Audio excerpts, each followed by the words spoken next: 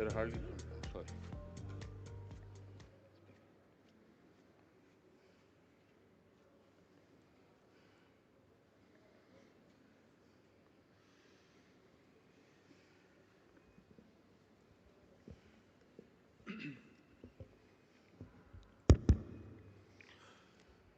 Hi everyone. Thank you so much for your time. The topic of the conversation today is scaling green ammonia, value chains and synergizing its role in the hydrogen ecosystem. I'll do a quick introduction on the context and then we can have our panel introductions as well. Green hydrogen typically gets the limelight, but green ammonia is actually a logistical vector for enabling the transition. If hydrogen is the molecule of the future, green ammonia is essentially a logistical ecosystem on which the entire matter is being built as we stand today. The question, at least if I look at it from an India point of view, is not that India is going to produce green hydrogen at a cost that is sustainable or not. It's more about can we build the right ecosystem which can enable the transition, both on the policy side, technology side, the cost side, coming all of it together. In this context, we have a very illustrious panel today. We have Mr. Gautam Reddy, who's the CEO for AM Green, one of the leading players in this space in India. Mr. Abhay Bakre, who's the mission director for India Green Hydrogen Mission. Mr. Gary Goodwin, who's the VP Sustainable Tech and Global Lead for KBR. Mr. R.K. Malhotra, who's the president for Hydrogen Association in India. And Mr. Jan Han Penestra, who's a senior policy advisor with the Ministry of Economic Affairs and Climate Policy, Kingdom of Netherlands. Thank you. Thank you all for joining. I'll start with you, Mr. Reddy. Um, as you look at this space, what is that? I mean, we have done well and we have seen Greenco doing really well. We see a lot of news articles happening. Um, what do you see Indian ammonia space evolving? Is it going to be more towards export over the next 3 to 5 years, or you also see a domestic market developing, at least from your lens as you are building these projects? I mean, for us as a company, personally speaking, we are very focused on the export market because what we are building is to a very high standard, which is the European RFNBO standard, right? Again, as best as the world tried, I guess there are different standards for green hydrogen and green ammonia evolving all across. So there will be different products available for the world, right? But that's what we are doing. But from a demand perspective, I think. I think there'll be both happening, right? Got it. There will be both happening. There'll be some demand from. So for India, replacing ammonia in the domestic sector is a very obvious thing to do. I think the government has taken a brilliant step. I'll thank Bakre sir and the whole hydrogen mission for pushing this through. We shouldn't ideally be importing any ammonia in 5 years from now. So hopefully we'll get there. So that market will come. But I would still like to believe the larger market will come from the export volumes mandated by regulations and decarbonization efforts that are happening globally, mainly in Far East Asia and Europe. Got it. Got it. Thank you. Bakreji, I think just an introductions from your side on the mission. Um, we all know about the hydrogen mission. Is it what are the new developments that you see in this mission going over the next 6 months, let's say, which are going to impact over the next decade for India? Why don't you talk about that a little bit? Yeah, thank you. So, as part of the mission, as all of us know that the 5 million ton is the uh, target which we are keeping for 2030 to establish that much capacity, and half of that at least we expect that it will be used for the export purpose. So, having seen the success of price discovery for the fertilizer sector, for the refinery sector, where we can find out that giving a substantial demand in terms of, or sometimes even aggregating the demand, is able to give a lot of confidence, lot of kickstart for the big projects to uh, come to up to the FID and also give a competitive price. Now, this price is very important in terms of a fixed tenure, say for 10 years, 15 years, 25 years. That's what we have seen from fertilizer to refinery sector. So if we compare this competitive price down the line, as you mentioned, about 5 years, 10 years, with its gray counterpart or the gray ammonia or gray hydrogen. So it's quite matching, or maybe by 2035, most of this commodity will be at par, or sometimes the green derivative will be competitive, more competitive or cheaper in terms of.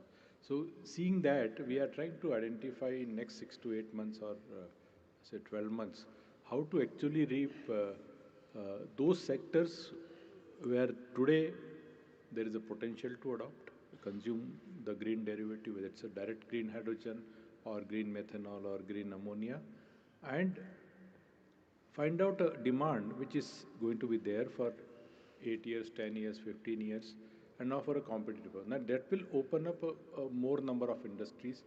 It will give a lot of lessons for the upcoming investors, the developers. More developers will come, more sectors will open. So I think that the 26 we are, as always mentioned, so the year from 25, 26, 27, these 3 years are very important for the ecosystem to actually as a launch pad. So year 26 in the mission we are focusing up how to come out with new sectors, potential sectors, and how to come out with the business models. And in that process, we are already coming out with some of the new schemes, which includes use of now green methanol for shipping sector. So I think these are our priorities for the 2026. Got it. Got it. No, agree with that, sir. And Mr. Malhotra, if I come to you next, we've looked at from, let's say, a player point of view and a developer point of view. Uh, what challenges are you seeing from an association lens that hydrogen and ammonia needs to overcome over the next few years for it to become really sustainable and at scale in India? So for green ammonia, you need green hydrogen. And for green hydrogen, you need electrolyzers. And electrolyzers are not being produced right now. Some manufacturers have been given, offered. They have participated in the bids where some incentives have been under PLI scheme have been offered. But we need to ramp up those capacities and ensure that the electrolyzers are available at a competitive price in India. That is one. So that we also renewable energy is you need for electrolyzers also, this integration and those kind of things. The cost has to come down, and this renewable energy cost, green hydrogen cost will be the most important factor which will drive the green ammonia cost also. Fortunately, India has seen very low prices in some of the bids which have been received by SECI, as Mr. Bakre also mentioned that internationally the green ammonia price has been around 900 to $1,100 per ton, but India we found it's around 551, if I'm correctly, 550 or so. So that's really 60% at least lower than the global prices. So that's a positive sign that India perhaps could be, but how realistic these prices are we'll come to know once these are actually put in place. Then supply chain issues are there, storage, transportation, port infrastructure. Mr. Reddy wants to export in a big way, then he will need port infrastructure, which is coming up. Maybe it will take time. Then scaling challenges, technology challenges. These are some, and synthesis of ammonia is also energy intensive. So if you produce ammonia, green ammonia, and then the country which is exporting, or if you whatever you want to use it, if you crack it again, then it becomes energy intensive. You lose a lot of energy in the whole process. Safety, environmental concerns, these are other issues which will have to be addressed by the industry. And then market and financial risks. Where do you find the market? You mentioned about domestic market. Mr. Reddy also mentioned that he wants to. Mr. Bakre said that we will develop new sectors also. Now this carbon credit trading scheme perhaps will open up, opportunities for decarbonization of some of these sectors. You can use it in fertilizer sector is very important for India, where a lot of opportunities there for using it domestically. And once you start using it domestically, where at a lower price of ammonia, then the import prices will also come down. So that may be an indirect benefit to the exchequer, that the foreign players who are supplying ammonia at present, they may be forced to reduce the price, seeing that Indian green ammonia prices are being offered at a lower rate, so that could be an opportunity. So these are some of the things. Got it. Then carbon credits scheme which is being put in place, Mr. Bakre was driving that in BE. So those credits, if available, will further reduce the costs, etc. Got it. So these are some of the Thank you. challenges and opportunities Yeah, also no, for India. absolutely. They always go together. Yeah, Sir. So that's absolutely. So Gary, let me just we talked about the domestic lens of the things. Let's look at global lens here. You being one of the leading technology providers in this space, where do you see the challenges? Because you're serving a lot of your clients who are then in end producing either hydrogen or ammonia. Where do you see the challenges? Is it more to do with just the technology side? Is the technology ready? Or is it more towards the offtake and the demand side? Yeah, Why don't you talk about thank you, Sanjit. I guess ammonia has probably for the last 100 years been a nitrogen vector, and we are now transitioning that ammonia will also be a hydrogen vector. KBR has been licensing ammonia technology for over 80 years. It originated from electrolysis. That's how ammonia started to be generated, through electrolysis of water. We transitioned, because of the natural gas era, into to SMRs to generate the hydrogen, and now we're actually coming full circle back to electrolysis again, which is fascinating as a concept just to start with. I guess in the last probably 4 to 5 years, we've been developing our green ammonia technology. Probably the flexibility in operation control has probably been the largest challenge that we've had to overcome. A lot of clients are looking for turn down levels of down to 10%, and then they want to move from 10% to 100% in a matter of hours. So I would say turn down was probably the largest technical challenge that we had to overcome. That enormous level of flexibility that's required from green ammonia relative to, say, grey or blue ammonia. So that's been a challenge. But I think from an industry global perspective, although we've licensed probably 18 green ammonia units around the world now, those projects have not moved ahead because of the supply chain. Effectively, the biggest restriction at this moment in time is offtake agreements, and actually selling the product. The technology is there. We've licensed green ammonia plants anywhere from 4 tons per day to 2,200 tons per day, and we can go to 6,000 tons per day in a single train. So the technology, I think, although we obviously need to continue to enhance the cash cost of production, that's inevitable, but the technology is there, the technology is ready. The biggest challenge is getting the supply chain together, and maybe a little bit later I can talk about some examples of that supply chain and where we see the markets on a more global basis. Sure. Let's talk about the offtake a little bit, and then we have representatives. Jan, why don't you talk about a little bit, how does European market look at, let's say, an Indian project? What's the view? Because at the end of it, a lot of MOUs go through, but not many of them actually convert into an investable, like a contract. So why don't you just give the view that you have? It's a good question also because it triggers other questions, because you mentioned like the European view. Huh?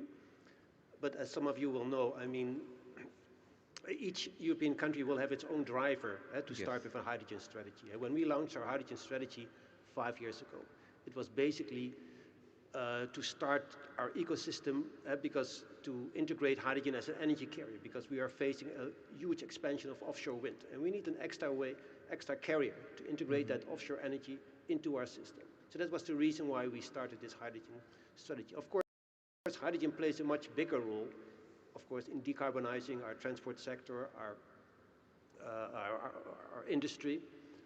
But I think it's very good that, like for example, the Netherlands, we started to building our own ecosystem. So that means some of the biggest electrolyzers being built in Europe are in the port of Rotterdam. The Dutch government decided to start establishing hydrogen infrastructure ahead of the market. Please, very fundamental decision, because we knew we need to carry this renewable energy through our system. And in Germany, it's pretty much the same perspective, but of course for other European countries, they have different reasons to start with hydrogen. And now you come to the question of offtake. Of course, this is about the countries that want to import hydrogen. Of course, for the Netherlands, being an open economy with a huge industry, for us it was clear from the start that hydrogen needs to be part of an international market. So you also see now in our policies that we're shifting from, infrastructure, facilitating supply to demand creation. So, for example, we have implemented the binding obligation for the industry, going up to 10% in 2035. We have obligation mandates for hydrogen in mobility, transport sector. We're using this doing this through refineries. Actually, we are about to launch also to assist companies with, where to get the supply for. If you are facing this obligation, demand subsidies, almost up to 700 million. Yeah. So from our side, we are doing our best to shift from, this domestic supply, what you need to build up this ecosystem, and to go to, open market. And for these demand subsidies, for example, these are open also for import. It could be coming from everywhere, and actually we expect that India will be one of the suppliers for that. Okay. So we see there is a shift in the way policies are being shaped in Europe. Of course, in countries like the Netherlands and Germany, again, for other European countries it can be different. And this is also the reason, because then, of course, energy policy in the Netherlands is pretty much also decided on in Brussels. We have European framework. So you can imagine that if you have all these countries with different views on hydrogen, having to agree on one framework, for example, on renewable energy, including hydrogen, then you get different interests, different. Of course, sometimes people are complaining about, how complicated the European frameworks are. But partly this is because of we have to, consider all those different interests. So what we see is, okay, we are going in the right direction. Countries like the Netherlands are really taking seriously having those mandates. Of course, we hope there will be global mandates. Of course, we also hope that for the next targets, the European Union will not have like country-specific mandates, but sector-wide, market-specific mandates that would really help, to get the scale of the market. Got it. Well, thank you. And just a leading question from there for Bakreji. So we've seen a lot of the RFNBO regulations are what they are. India also has its own way of looking at this.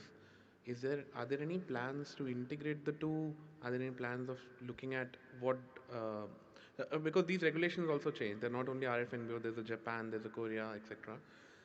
Is there a ministerial plan of trying to integrate something, talking to the governments to do? That's one question, sir. And also to talk about, is there any export facilitation that the ministry is thinking of doing? Other countries have in some ways done it as well. If you can just talk about these 2 points. So, as I mentioned, that our more than half of the target capacity, we need to focus on the exports. Now, since export is not only to a particular continent or particular country, we have to take the specific approach. If it is Japan, if it's Korea, if it's Singapore, and as the use of that hydrogen, either as a direct hydrogen or any derivative like green ammonia, so the purchaser in any case is purchasing as a replacement for a specific purpose, which is the decarbonization. So the bottom line is that how much carbon intensity hydrogen derivative is able to reduce it in a particular sector. It is a refinery. But in terms of the regulation, each country has its own method which is evolved for their certification, for their GHG intensity. Even though GHG intensity is a common denominator for the entire world, that's how we are talking about in terms of ISO 140 64 and 14067. But the question is that each country has its own way of doing. So when as a as a export country from India or mission if we want, so we need to focus on that rather than working generally. To answer the second question, but yes, from mission side, from the government side, we are planning that whatever export kind of benefit is available, we have been giving benefits for exports like SEZ benefits, EOU benefits in terms of their cost competitiveness. Because if it is an export-oriented product, we have to deal it separately. So that we are in a case doing. So that's the general policy for all kinds of export. But when it comes to the RFNB or any certification requirement, I think we have to meet to country or a continent to continent that requirement. But as far as the mission is concerned, we are trying to focus on a case to case basis or that. Got it. Got it. Thank you. And Gautam, you have, Greenco has, in essence, tried to solve the RFN. We've also gone into some binding agreements. Is PSP the only route, or you see other routes as well which are leading up to meeting the RFNBO compliances? No, I mean, I'm sure there are many technical architectures. It's not for us, obviously, because we're not building PSPs specifically to do hydrogen, right? It's a general. We've always believed that large-scale integration of renewables into the grid in India is only possible through a large-scale storage system. That was a vision behind which we built our pump storages. Of course, it's come in very useful and handy as the hydrogen ecosystem grew up in the world. Absolutely. It was, I will, like they say, fortune favors the brave. We built the PSP, so somehow it's come to our help. So no, but there are other architectures, right? You can store hydrogen, you can store power in batteries. There are multiple ways of doing it. So there is no one single solution. I would say there are multiple ways of going around it. But again, like I say, there are the whole RFNBO architecture is not just about storage and that temporal matching that they say every hour, power generation to power consumption, right? Even yesterday, I was in the Netherlands congregation, the dinner there, we were discussing with the Vice Minister. There are other aspects of which will be a challenge to all developers in India, especially the bidding geozones, right? Yeah. I mean, The geographical. geographical, right? So we can solve it to an extent by being in the same zone for renewables, but at some point, we would want India's best renewables, which is maybe somewhere Rajasthan or from a solar perspective or Gujarat with wind, to come down to the ports where green ammonia for export has to be located. So that's a problem that we need to solve because the way RFNBO is structured today, that is not getting solved for a reason which is generally believed to be a very pedantic, bookish kind of a reason, right? We have a 99.8% decongested grid, but just because the regulation asks for 100%, very valid reason from where it's coming in Europe, right? I'm not debating that at all. But these are conversations going on. The RFNBO law actually allows for modifications to be made for producing countries based on the situation there. And this discussion, I think MNR is doing a great job helping bridge the minds here and bridge the situations here. So I'm hoping that there will be some useful outcomes from there. However, at the same time, without diluting the actual intent of CO2 reduction, which I think I'll doff my hat to Europe. We all complain that they are, we wish this or that, but at the end of the day, you have to say Europe is doing it. No, even in India, we are not able to do obligations that Europe is doing it. And they are doing it in a manner where you will achieve true decarbonization, right? You don't want a matched up solution where you are actually doing more carbon emissions through, to do peak power and stuff like that. To do balancing power using coal or gas is not the most efficient one. So I would still like to appreciate the kind of idealism that exists in Europe to actually do this and also do it the right way. Got it, got it. And just leading again to Gary, we'll talk about the supply chain definitely. But before we do that, a question around, let's say if you don't have an RTC power, we don't have storages linked to it. Um, Traditionally, ammonia plants have always required 100% power throughout the day, throughout all time slots. From a technological lens, have we solved that barrier already? Because ammonia is mature, as you just mentioned as well. Yeah. But green ammonia technology itself, if you can just talk about that, and then maybe the supply chain challenges would be really good to hear. I think really like so yes, it is solved. Technically, it's solved. I think every facility has its own solution. That solution can be batteries, it can be hydrogen, it can be turn down of the process units. That turn down is not a great example because obviously you've got an asset that maybe for 50% of the time is only running at a fraction of its capacity. So cash cost of production goes up. But I think so. So to answer your question, yes, there are solutions. At the moment, globally, clients are asking for a lot of turn down flexibility and ramp up flexibility in very short periods of time to allow that asset to move up and down. So yes, that solution as far as we as engineers, as technology providers, is solved. Is it over a period of time going to need to be further optimized and cost of production reduced? Yes, it will be, but this is a nascent part of our industry, and it needs to take time. Like as we discussed earlier, LNG took time to develop, as did the oil industry take time to develop. I think for me, we talk about energy transition. And it is a transition, so I don't believe we can be talking binary. It has to be a transition. So I think that the way that we regard green ammonia, the way that we define green ammonia in these early nascent times of getting projects underway, scaling up is really important. So, we talked about projects that we're doing in Korea, where Korea is going to be effectively cracking that ammonia back to hydrogen and then firing that in hydrogen power stations. The Japanese, the big, maybe it's not, the big carbon reduction drive needs to be to stop burning coal. The world has to stop burning coal at some stage in the next period of time.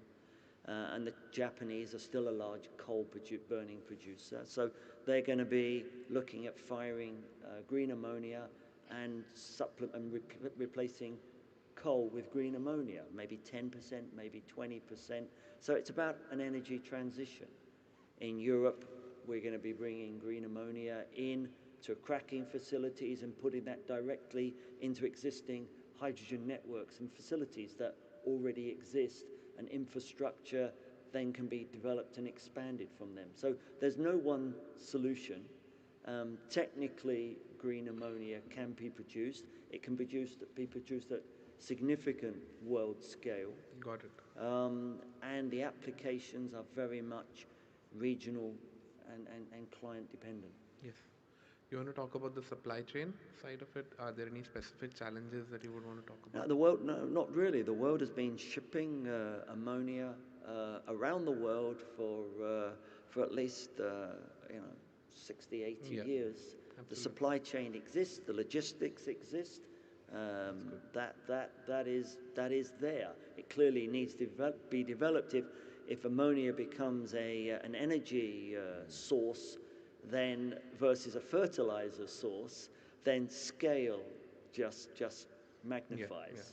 So, but the actual logistics of storing, shipping, exporting, distributing ammonia already exists. We just need to then scale. So it's a product that we as human beings have been used to handling for a century. Got it. And Dr. Malhotra, if I want to talk about um, from an India lens, we've been doing a lot of pilot projects. There have been some good, like viable big projects that have come up. Some hubs are coming up. Uh, how do we how do we avoid this entire thing not remaining at the pilot stage? How do we scale up our domestic demand from an industry lens? If you can talk about that, would be really good. You want to talk about green ammonia alone, or we can talk in Hydrogen, total ammonia, of sir, hydrogen everything, also? Huh? everything. You can talk about Yeah. both. You know, the Indian pricing for green ammonia, which has been quoted in SECI tenders, if you back calculate the cost of hydrogen, it should be around 300 rupees a kg. Now, if 300 rupees kg of hydrogen can be produced, I would wonder that why people should be converting it to green ammonia and trying to find buyers anywhere. You can straight away, there will be a market for 300 rupees a kg of green hydrogen in a big way. Hydrogen refineries, about 220, 225, are already doing it.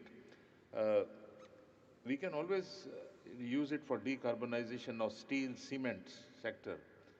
They will be some of the exporters from steel plants. They will have to, even ammonia can be used as a fuel over there in various sectors.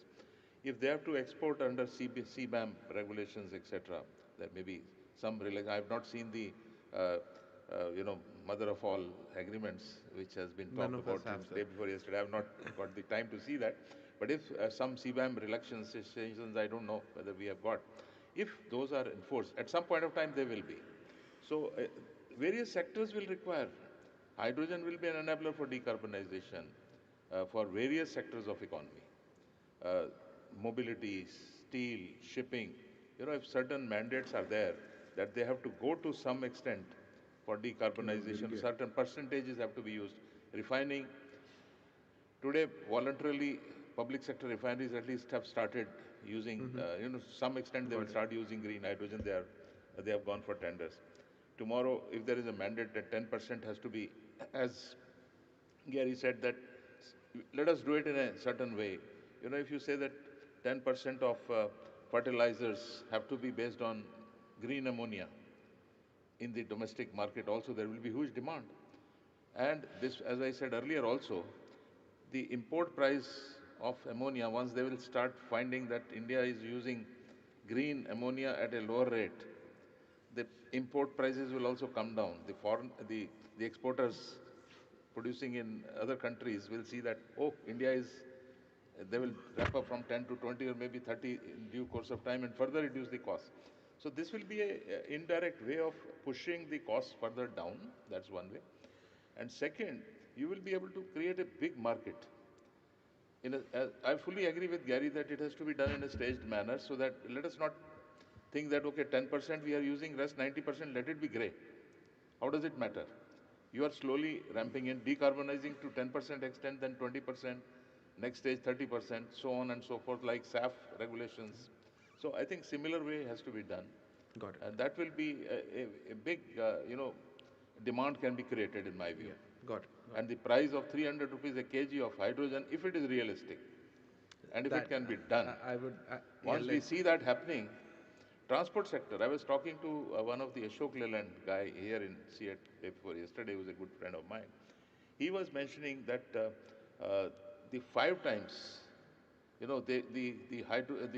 diesel truck gives mileage of 4 kilometers a liter of diesel, and hydrogen IC engine gives about 15 liters, 15 kilometers a kg of hydrogen.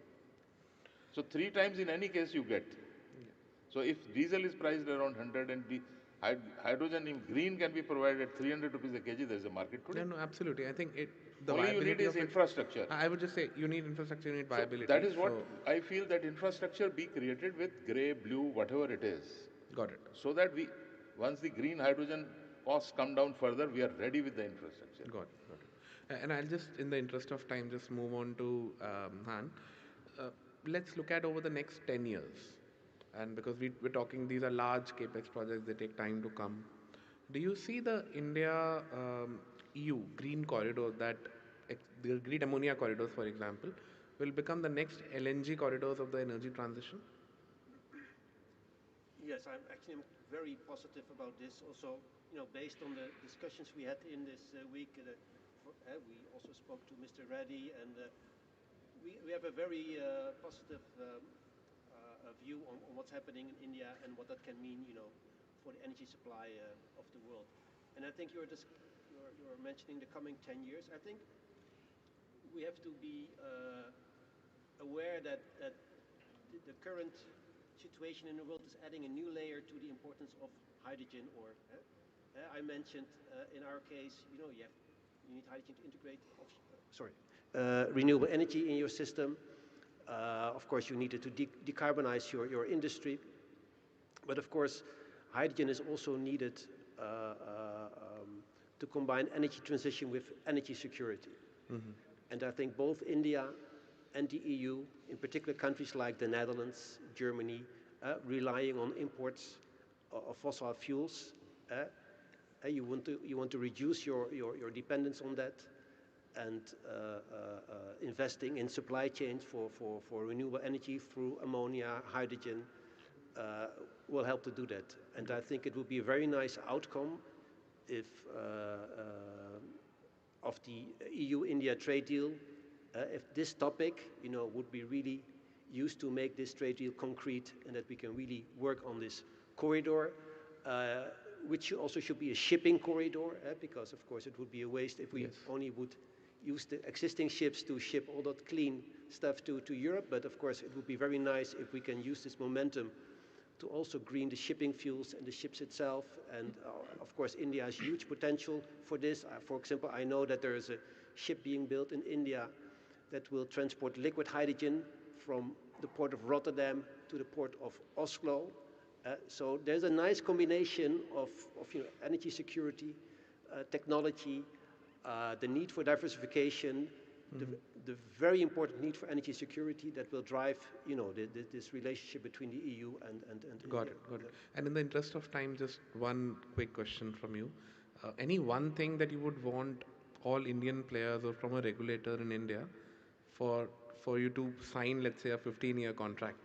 Because all of us are, at least from an Indian project lens, a longer offtake makes the project more viable. Anything that you can talk about it? Very quickly, please, we just have a minute. Well, what I see is I'm quite positive on the development of the market.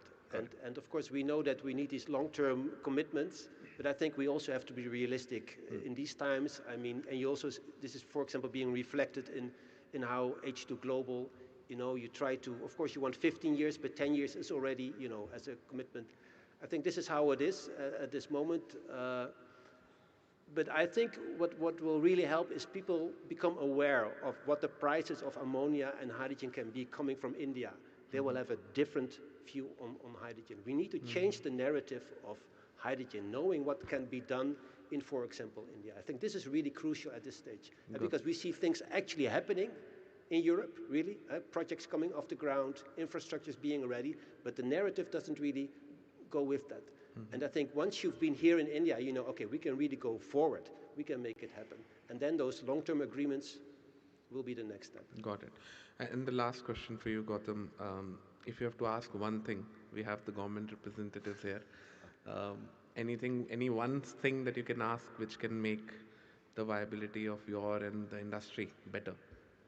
No, I think this is just not for the Indian government, but globally, for all the political decision makers, just a fact, out of around 95 million tons of hydrogen that gets consumed today, 55 million goes into refineries. Yeah. Having worked in this industry for 5 years now, it's just not able to understand why they are not able to make a decision to move all refinery hydrogen to green, because the cost to the end consumer there is hardly 1 to 2%, which I think anyone can afford, right? And that's the lowest hanging fruit, and I would like to see that coming to fruition sometime soon. Yeah. Okay, perfect. Thank you so much. Thanks, panel. I think we're out of time. I'll just summarize in a line. I think green ammonia is not the only vector, but it's one of the most important energy vectors as we see. Methanol and liquid hydrogen, and a lot of these will also come in, but ammonia is here and now. We do see, at least from an India lens, a lot of off-take opportunities as well coming in out of EU, and thereby also add value both on the ecosystem side as well as on the off-taker side. Thank you, everyone. Thanks for your time. Thank you. Thank you.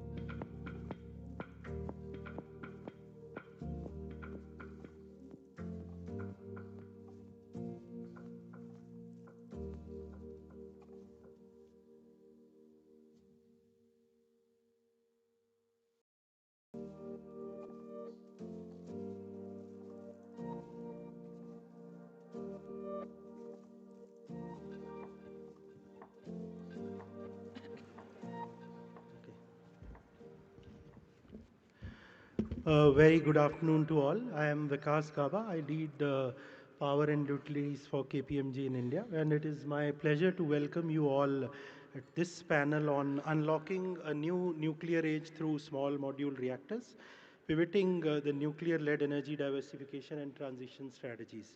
So I'm delighted to welcome all the panelists. We have Rajiv Agarwal, Director, Technical Engineers India Limited, who leads the technical directorate and R&D efforts at EL, which brings multiple cross-sectoral experience in this space.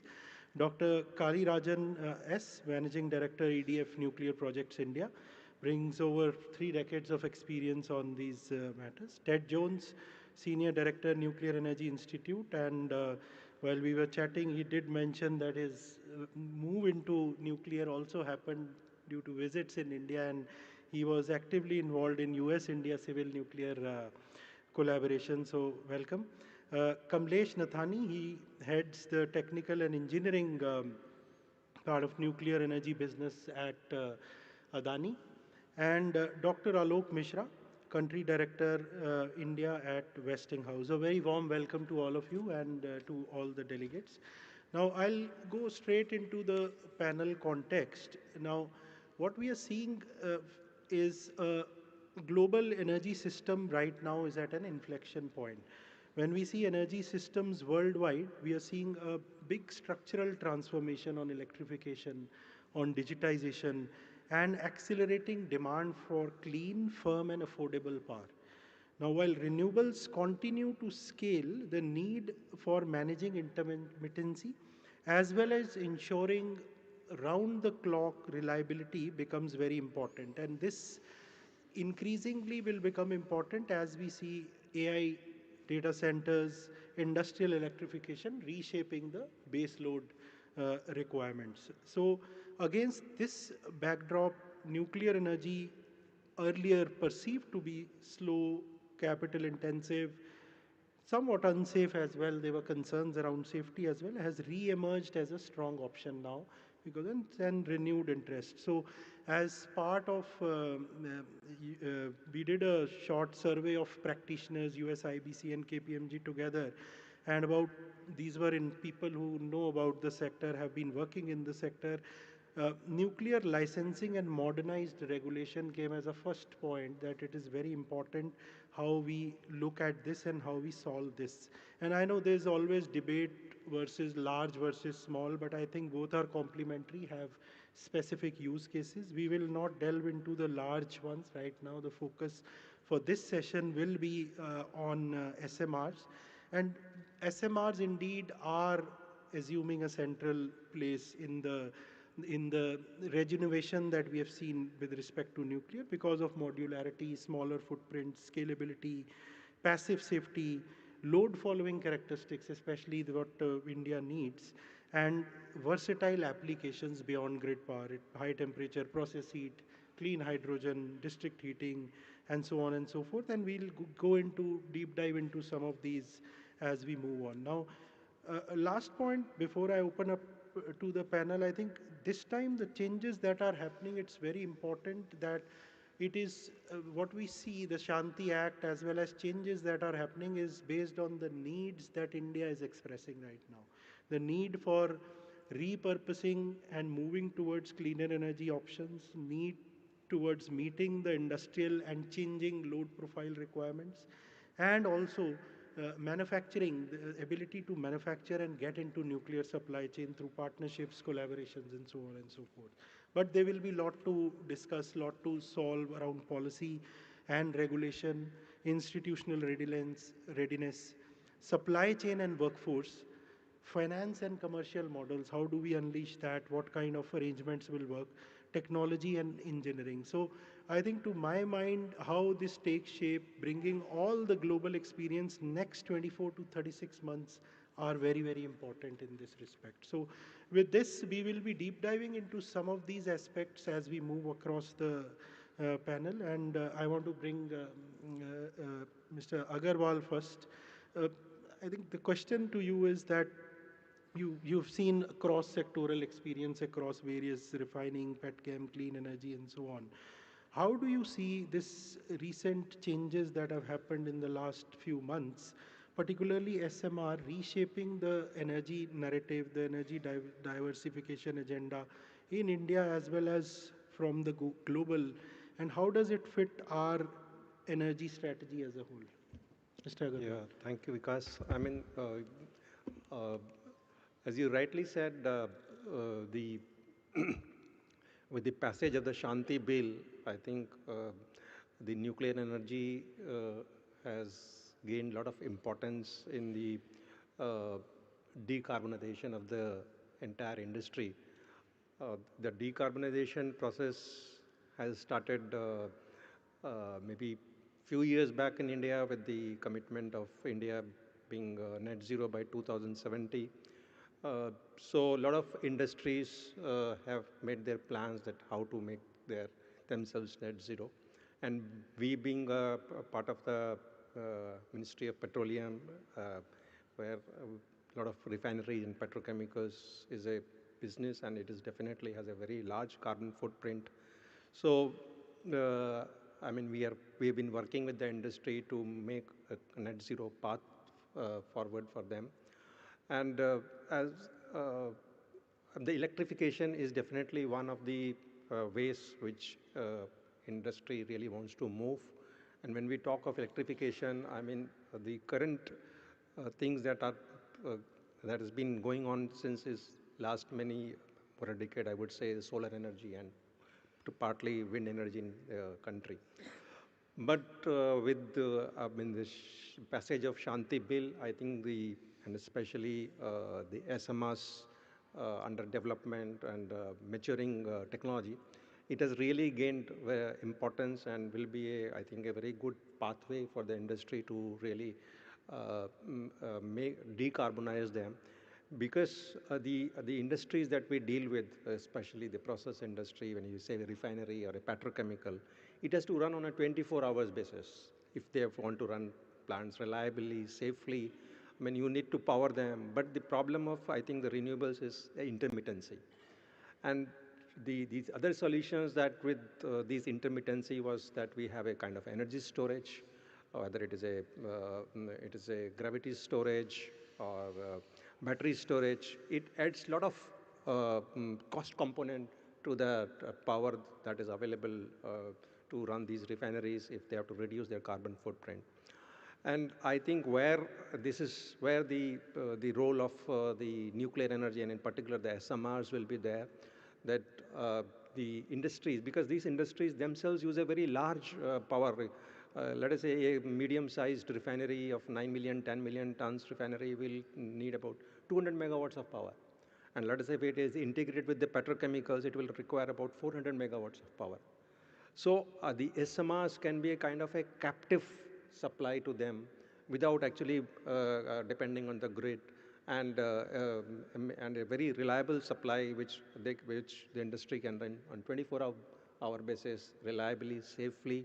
So I think with SMRs comes the basic advantage that which nuclear industry has faced, that it is a decade-long projects which takes a lot of time to implement. And while we can set up a refinery in 4 to 5 years or even less, I mean, if we integrate with a nuclear project, then it is a real problem. So, I mean, that is why the SMRs definitely will be a big way to go. And we now find that a lot of industry, especially from the steels, I mean, the metallurgy sector, is interested to go for this because they are also one of the major consumers of captive power. And that is how I see this integrating into the industry. I mean, and let us say the industry also requires not only power, it requires heat for distillation, fractionation. It requires steam to run some of the drives into the industry, or let us say for steam for reboilers in the distillation column. So the SMRs can also integrate into the process directly with this.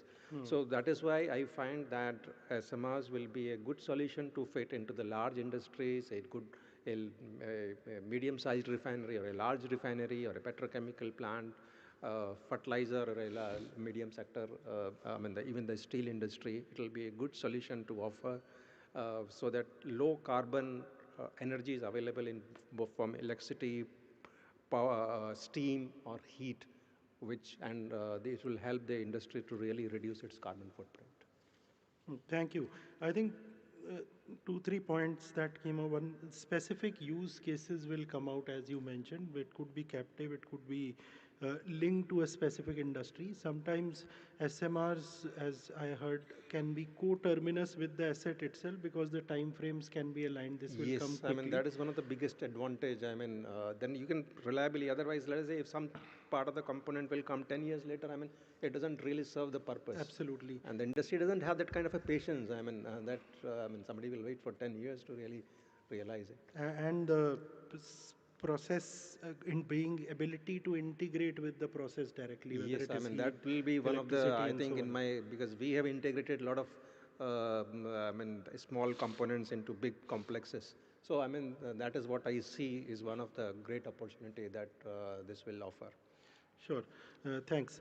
So, Ted, moving to you, just abstracting above, we've heard the why the need is emerging from the Indian system. Just as within the nuclear geopolitics, do SMR have the ability to realign the nuclear alliances that have been work in progress in certain cases, including the supply chains, the export control dynamics, balance of influence, that how can SMR break and accelerate that process from your standpoint, Ted? That's a great question. Nuclear energy cooperation has always been a strategic proposition, and it was at the center of a U.S.-India strategic partnership 2 decades ago when I became involved with India for the first time. And it's long. It goes for decades, from the early works through operations. Involves a lot of conversations around sensitive technology, so it implies a lot of mutual trust and respect. With SMRs, the difference is it's even more shifted towards global supply chains. Think of SMRs as building airplanes, not airports. It's a repeatable activity. It's more modular. It's more exportable. So when an Indian company or an Indian PSU contemplates a partner, you need to think about what does that global partnership look like? What kind of reputation does the partner have for tech transfer and localization? What kind of market reach does the partner have? And also, what kind of credibility does the partner's regulator have? Because it's not about importing regulation into India. It's making Indian exports credible. It's a passport for Indian exports to global markets where that regulator is known and respected. So it is a strategic economic proposition with SMRs more than it is a power solution. And I think that it will be similar to setting up an airline industry that can go on for many years with manufacturing and services to follow for decades. And it is so I think that is really what SMRs are bringing. It's an opportunity outside of India, and it's a huge opportunity for India because India has a proven experience with very high quality manufacturing that's scalable. It's exactly what international technology suppliers are looking for. And India also has markets here. Some of the great Indian companies have capital they might want to use to invest in a partner. It's a great opportunity all around for strategic and economic cooperation for decades to come. Thanks, Ted. I think just linking the points what both Mr. Agarwal and you said, Kamlesh, coming to you, let me come to the industry point of view now. Now, you heard that what from the market perspective, what India needs, the emerging load characteristics and so on. You also heard that this is an opportunity which is for as well as outside India. It works both ways. So hence cooperation, collaboration will become very important. So from the corporate lens, and we have seen big announcements from Adani as well. So what are you looking at? What is the serious competitive moat for early adopters? Are you looking at it as a diversification hedge against, say, volatile prices, energy markets, or a long-term bet? You have industry as well to serve your own, and the kind of collaborations you would want to see. So, Kamlesh. Thank Well, you. yeah, please. Thank you. Thank you for the discussions, first of all, here, and nice question. So I would try to reply and answer, probably break the question into three sub-questions. The first one, if I understood, you are asking for the moat. So definitely the early movers will have this advantage.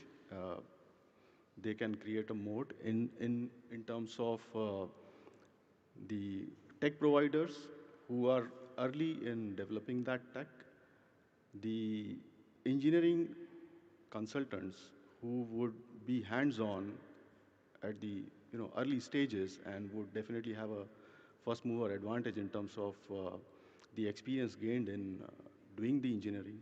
The local supply chain also, whoever is participating early on in the SMR development, they would definitely be in a good position to get the uh, niggles and contingencies out of the local supply chain. They could be maturing much earlier.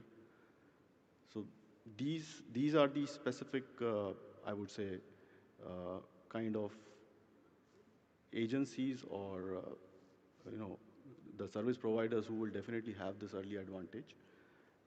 So it creates a kind of a moat for them as well. The second part of the question is diversification. We have already spoken enough. Agarwal ji and Ted has already spoken about it. That for creating the diversification, it is essentially the captive power generators who would be more interested in creating this diversification because of the fluctuating costs and fluctuating fossil fuel supply constraints globally. They would want to have a source which is diversified, not just in terms of the from the cost point of view, but the intermittency could be handled, the continuous availability could be ensured.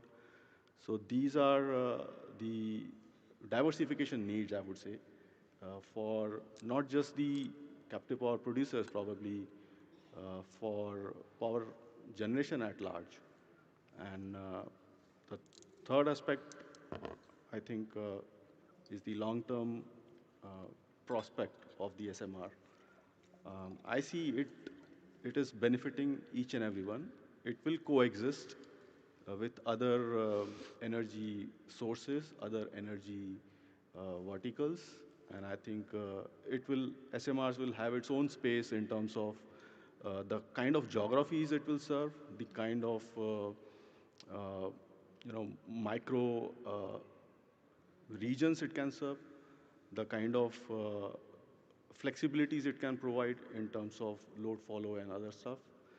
So I think in long run, it is a win-win situation for all, and it will be a good coexistence with other forms of energy. So yeah, diversification is already addressed even in the long-term aspect.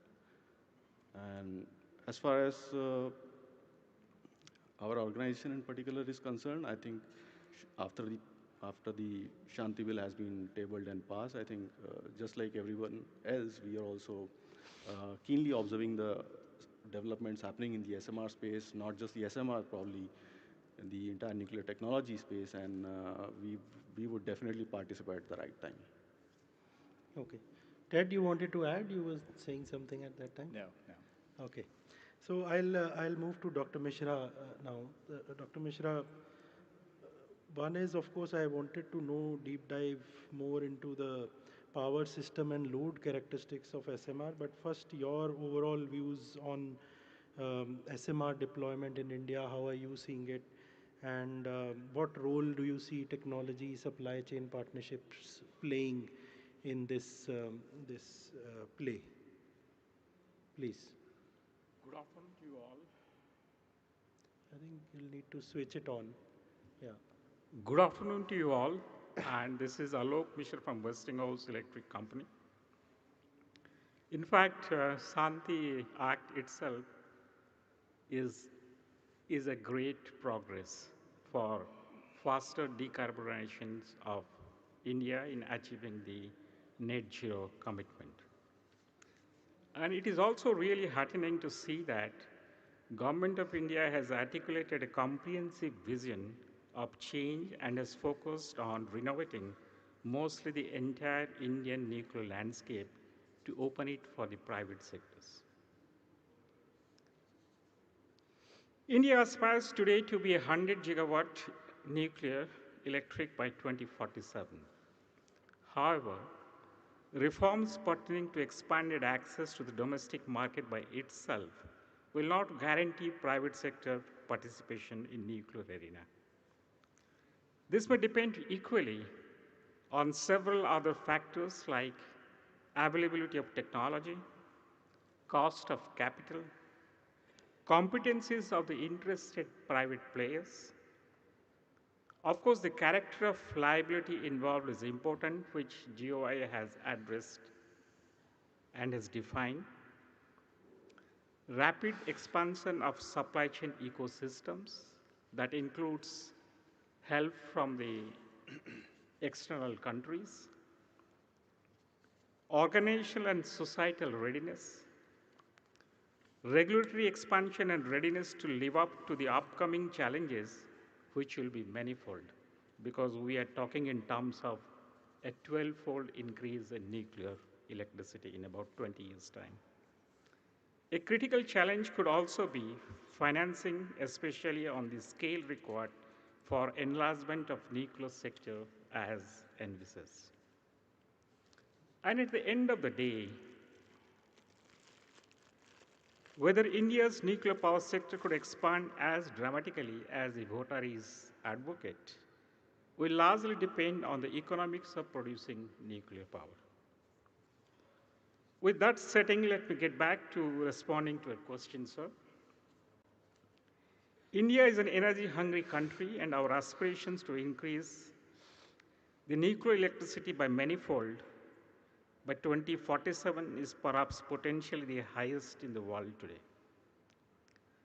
This is absolutely in synergy with the high rate of industrial and economic development in the country in the current regime. I must say that large reactors are good for achieving faster decarbonization, whether they could be built, wherever they could be built, and we could get the benefit of economy of scale.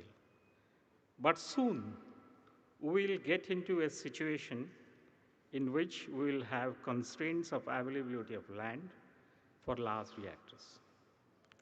And we will have the only options of getting into SMRs, which will be of lesser risk with all advanced passive safety features, needs lower ticket investment, easier and faster to build, could offer grid follow flexi power operations, and could potentially be cohabited with the hard to abate industries. Process industries need reliable power, but not necessarily continuous fixed demand of power, as they themselves will have their own business cycle and shut down for their maintenance. Of course, hyperscalers are different, which will have round-the-clock reliable energy supply. With this, I must say that SMR is a must and will have their own space for India's next net zero accomplishment. SMR and AMR will potentially disrupt the nuclear industries in the coming decades. For Westinghouse, we have a AP1000 which produces reactor which produces about 1200 megawatt gross and about 1100 megawatt net. In fact, Westinghouse have a suite of state-of-the-art reactor technologies to meet a variety of customers' requirement. We have an SMR AP300 target for producing 330 megawatt gross and about 300 megawatts net electricity. An advanced microreactor EVNC producing 5 megawatt of electricity, 8 megawatt of thermal for the process industries, based on an open air Brayton cycle with 30 days installation time, and it will be fully passive and could be remotely operated. And all of them have load follow characteristic to complement the renewables. Thank you so much for your undivided attention. Maybe the next round we will have the questions. Yeah, I do have, thank you, on follow on AP300, but maybe coming in the next round. So moving to Dr. Kalirajan, I think you have seen both large, small nuclear reactor programs unveiling. So what is your view from the global lessons on timing, on regulatory readiness, as well as, say, implementation readiness for nations when they sequence a large and SMR-based programs? Localization is an issue, efficiency is an issue, manpower is an issue. How do you see this all planning out, your overall view on the program? Good afternoon, everyone. First of all, from EDF side, I would like to express our gratitude to Government of India for having passed Shanti Act, which has really clarified the liability position for the technology partners from abroad. Now I think the flow of technology from foreign countries will not have any major hurdle. The Shanti Act has helped us to come out of CL&D restrictions. The second thing is we are happy to see the announcement of reaching 100 gigawatt by 2047.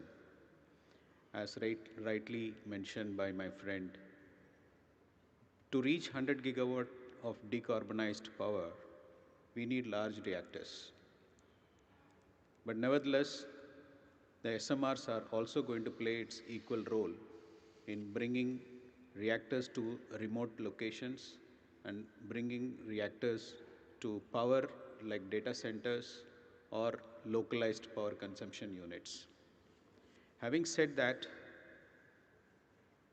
whether we go for a large reactors or go for SMRs, which are going to be imported technology, we need to have a localization policy, which is going to be a mammoth effort for the industry.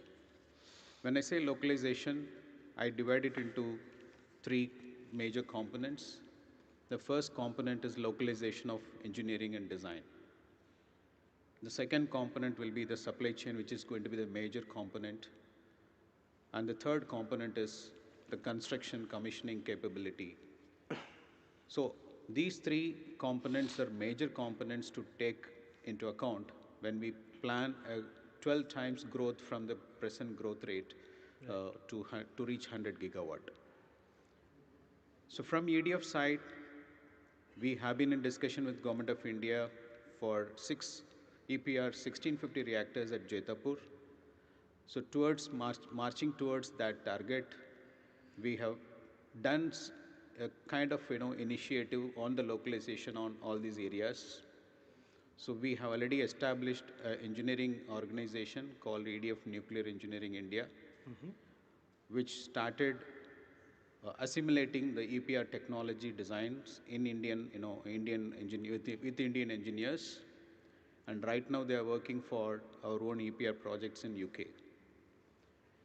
When it comes to localization of supply chain, we have been in discussion with various manufacturing units, the bigger, smaller, middle-level manufacturing units. We have reached out to more than 200 manufacturing companies in India who are already in nuclear industry. And we have also gone ahead with qualification process about 40 odd manufacturing firms further. The major challenge today, what we expect, whether it is large reactors or SMR, is that when the technology is going to come from France, the rules and regulation standards and the local regulatory compliances, these are going to be a major challenge. And the manufacturing industry to follow and adhere to the standards of design standards of the particular country, that is also another major challenge. So training the manufacturing industry in India, because supply chain is going to play a major role in almost more than 60% of the total cost of a project is based on the supply chain. So developing a supply chain is going to be a major challenge for us, and EDF is committed to that because we have a strong strategic civil cooperation agreement with Government of India, between Government of India and Government of France, and we are committed to that agreement, and we will be continue to work on this area. And coming to the SMR, we are in the process of developing and finalizing our SMR design. I think in the next round I'll be able to spell out some characteristics of that SMR. Sure, thank you. So a quick next round, coming back to you, Mr. Agarwal.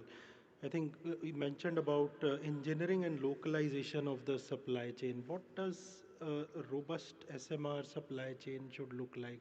What does it mean to you? And what are the critical, say, building blocks of that? See, I agree with you that, let us say, the industry really has to grow. We have to develop strong supply chains. When we are targeting 100 million gigawatt by 2047, so another 20 years we have to build up large capacities. So we must have good supply chains to meet the project demands. And I must share with you that when we started in 1965, our company is almost 60 years old. And that time, even the refining industry was in a similar situation when all the components were all imported. There was no indigenization. Today, I should say that 95% of the refinery is indigenized. All the components that put in such large projects, 95% is indigenized. Similarly, the petrochemical industry, which even, let us say, a decade back or 2 decades back, more than 50% was imported components. Today, it is about 85% is indigenous. So, as Engineers India Limited, we have been working with vendors, supply chains for hydrocarbon industry in past, and even in the, let us say, the renewables, biofuels. We are developing the vendors. Similarly, I can assure that we will develop a lot of supply chains for the nuclear industry also. We have been working on projects with NPCIL for setting up a 702 4 megawatt nuclear plant, and we are also working for them on a conceptual design of a SMR reactors on a light water technology. And therefore, with the kind of a strength that we have a vendor development cell where we have already 2,500 vendors listed with us. Right. So we can definitely help the industry with the establishment of supply chains. We have a lot of connect with the vendors, and there are some gaps areas in the vendors that especially I see that digital and control instrumentation is where there is a gap area where probably we need to look into it, and with the help of probably the global suppliers we have to fill those gaps. So these are the areas where probably we need to work with the supply chains and see that we have indigenous supplies, most of it, and of course we can always augment with the global supplies. Right. So the supply chain elements will need to be mapped. Where are the gaps? What can be borrowed from maybe other industries? And a plan needs to be, specific plan needs to be put in place. Thanks. Ted, regulatory and fuel cooperation globally is also an important element. What are the lessons? What do we need there? Very good question. To meet the growing demand for nuclear energy, regulators need to change the way they've approached things. On the industry side, we've created simpler designs that make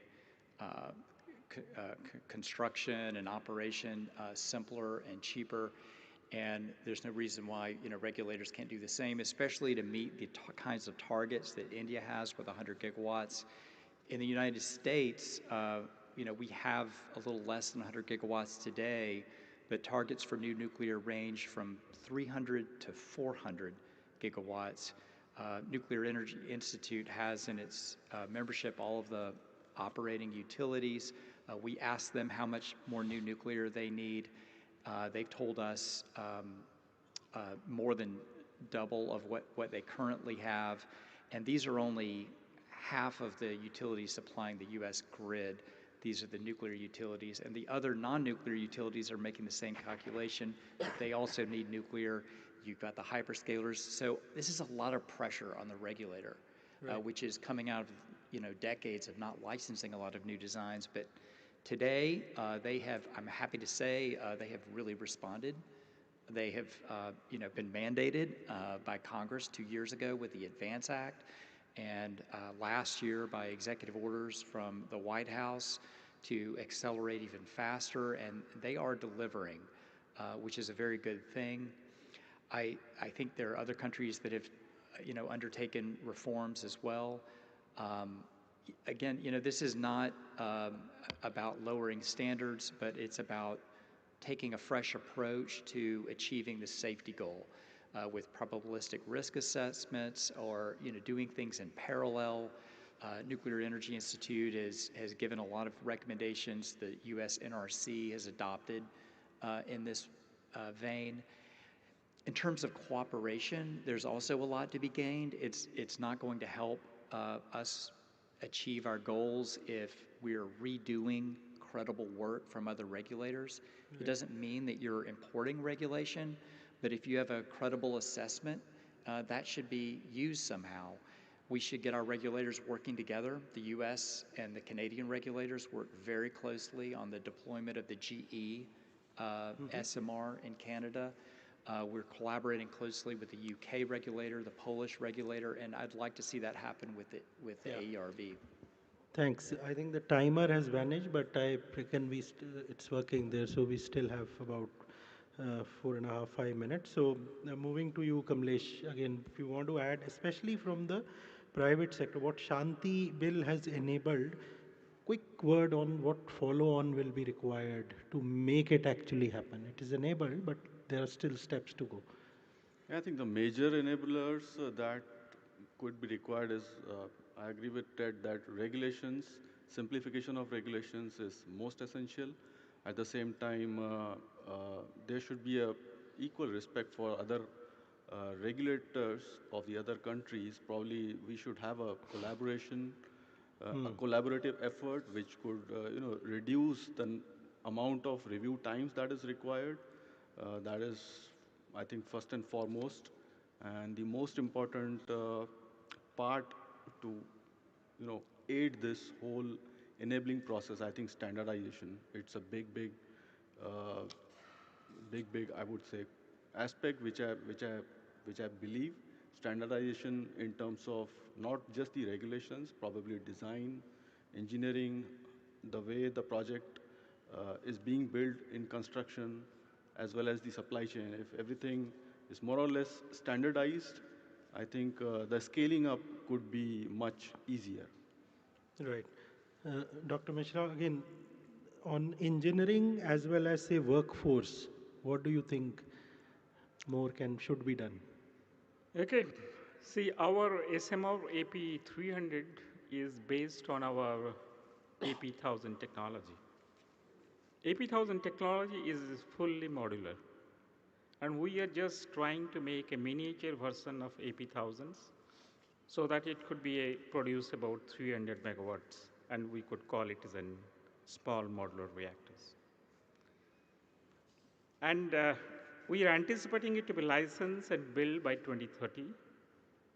Currently, we are forming consortium of SMR AP300 and looking for partners to accelerate its development, licensing, and deployment. And to this August audience, I'll request any of the Indian companies are willing to join it, please feel free to contact me. This will also help developing the supply chain ecosystem in the aspiring geographies. As you all know, Westinghouse's philosophy is buy where you build. We could potentially work with many Indian manufacturing companies to develop the supply chain ecosystems. Westinghouse design is based on ASME requirements, And Indian industries are used to it, and it should be easy here. I will strongly encourage Indian manufacturers for ASME N stamps and 10 CFR 50 Appendix B requirements, and also the ISO 19443 certification, which could help. Right. On conclusion, I will say that the SMR landscape today is very crowded at this point of time, and path to success could potentially be very narrow. At the end, very few companies could be on the finish line. Thank you. Thank you, and thanks for the.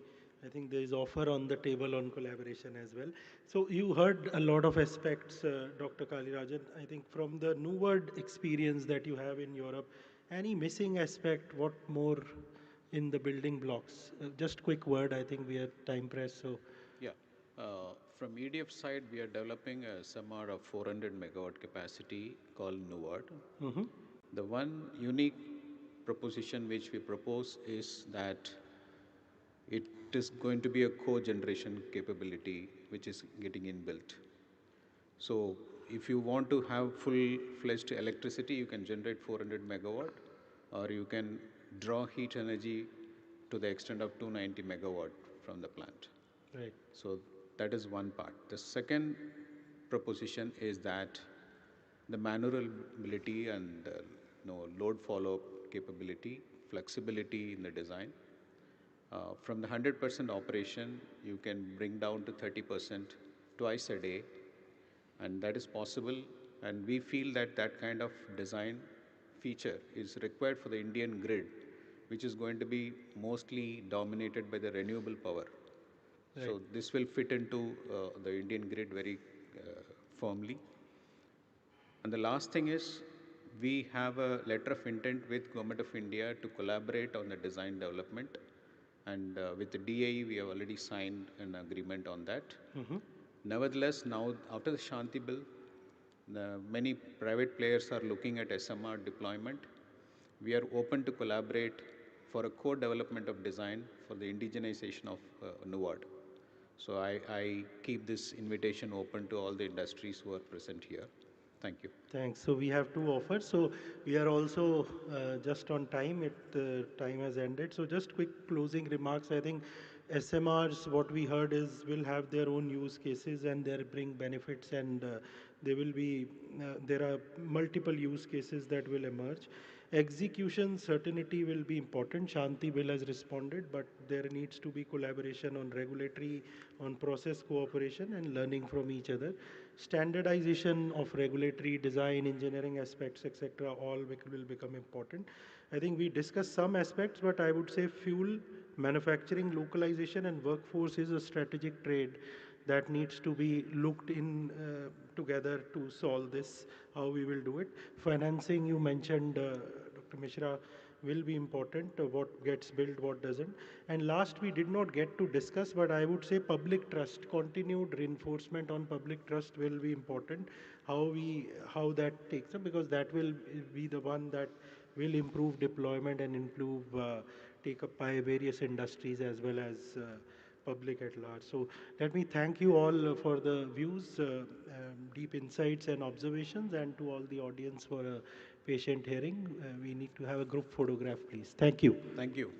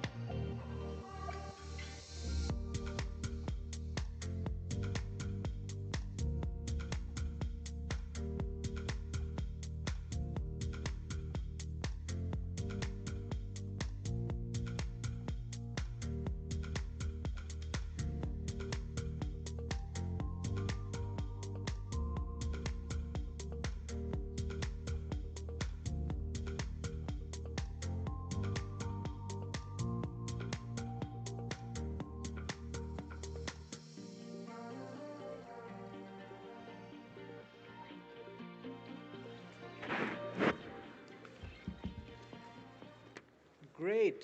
So that was a smooth transition, and that's all what we are about, smooth transitions. Hopefully the energy transition goes as smoothly. Welcome to the panel on robust methane emissions monitoring and reduction. It's quite a bit of a mouthful, but we've got a great panel here. We've got Zubin, who comes in from the financing side, and in fact, a fair bit of work that World Bank is also doing on tracking, etc. as well, right?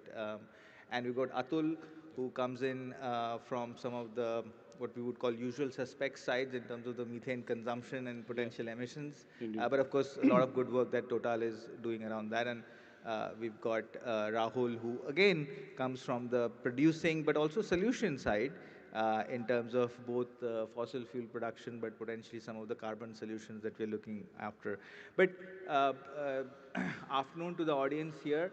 I know it's always difficult to have a post-lunch session, but we'll try to keep an engaging dialogue over the next 25 odd minutes. I'll start off with kind of just painting a picture of what we are really seeing when we talk about methane emissions, right? So I think IEA in its outlook highlighted that close to 350 million tons of methane emissions have happened in 2024, which is a lot, right? And the energy sector within that accounts for close to more than one third of that, right? So 120, 130 odd million tons. Large parts of it is flaring, which we'll kind of talk about today, because you can't have fossil fuels, and it's not something that you can really cap on. Once you produce it, either you pump it, use it, or it's out in the system, right? And so it seems the most natural and easiest way to address. But again, sometimes the easier said things are the more difficult ones, right? So given the amount of methane emissions that are happening, it's not that efforts are not being made. There is fair bit of work that is happening through the GFMR system and tracking that is in place, the global methane tracker system that is there.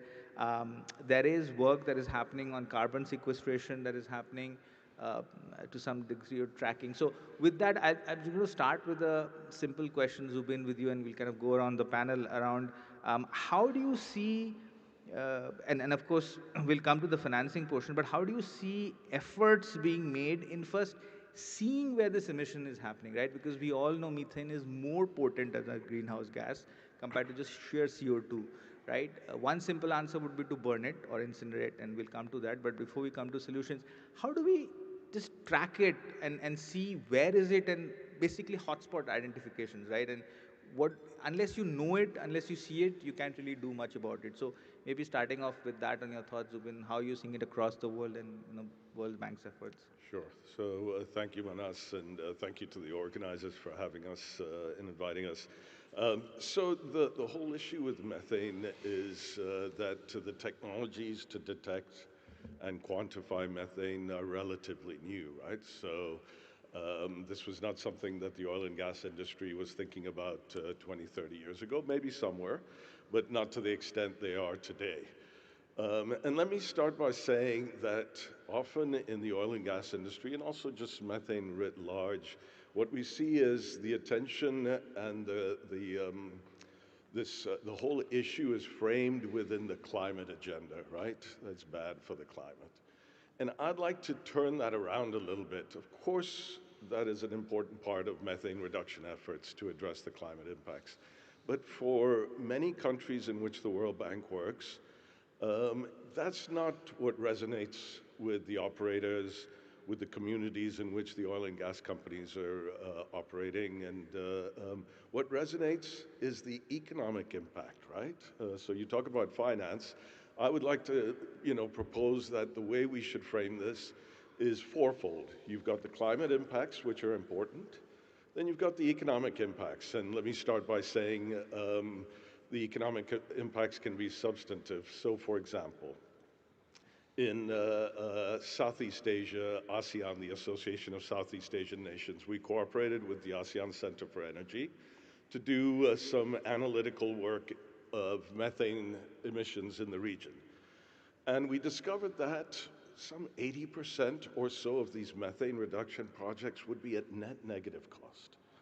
So it's not, it's important that operators recognize that this is an opportunity. It's not just simply the fact that you're going to lose money, trying to repair your infrastructure, compressor stations, or whatever it is. You're losing money, and you will probably generate money if you address your methane emissions. So, for example, we're working with an operator in the Central Asian region just now, and we did some initial surveys, and we detected leaks, and we're able to repair them, very quickly, and then quantify that in terms of the gas price, depending on what you use, Henry Hub or whatever. And the operator and the government there was just thrilled when they saw that how much money they would keep within their system and how much gas would remain in the system that they could sell. And so what we turned around and said is, okay, we with our new trust fund at the World Bank, what we'd like to do is continue to help you. But once you start seeing the money that's generated from keeping your gas in the system, please put aside a percentage of that to continuously monitor and do the leak detection and repair campaigns, or LDAR campaigns as they're known, for a long-term programmatic approach. Back to your question about the detection.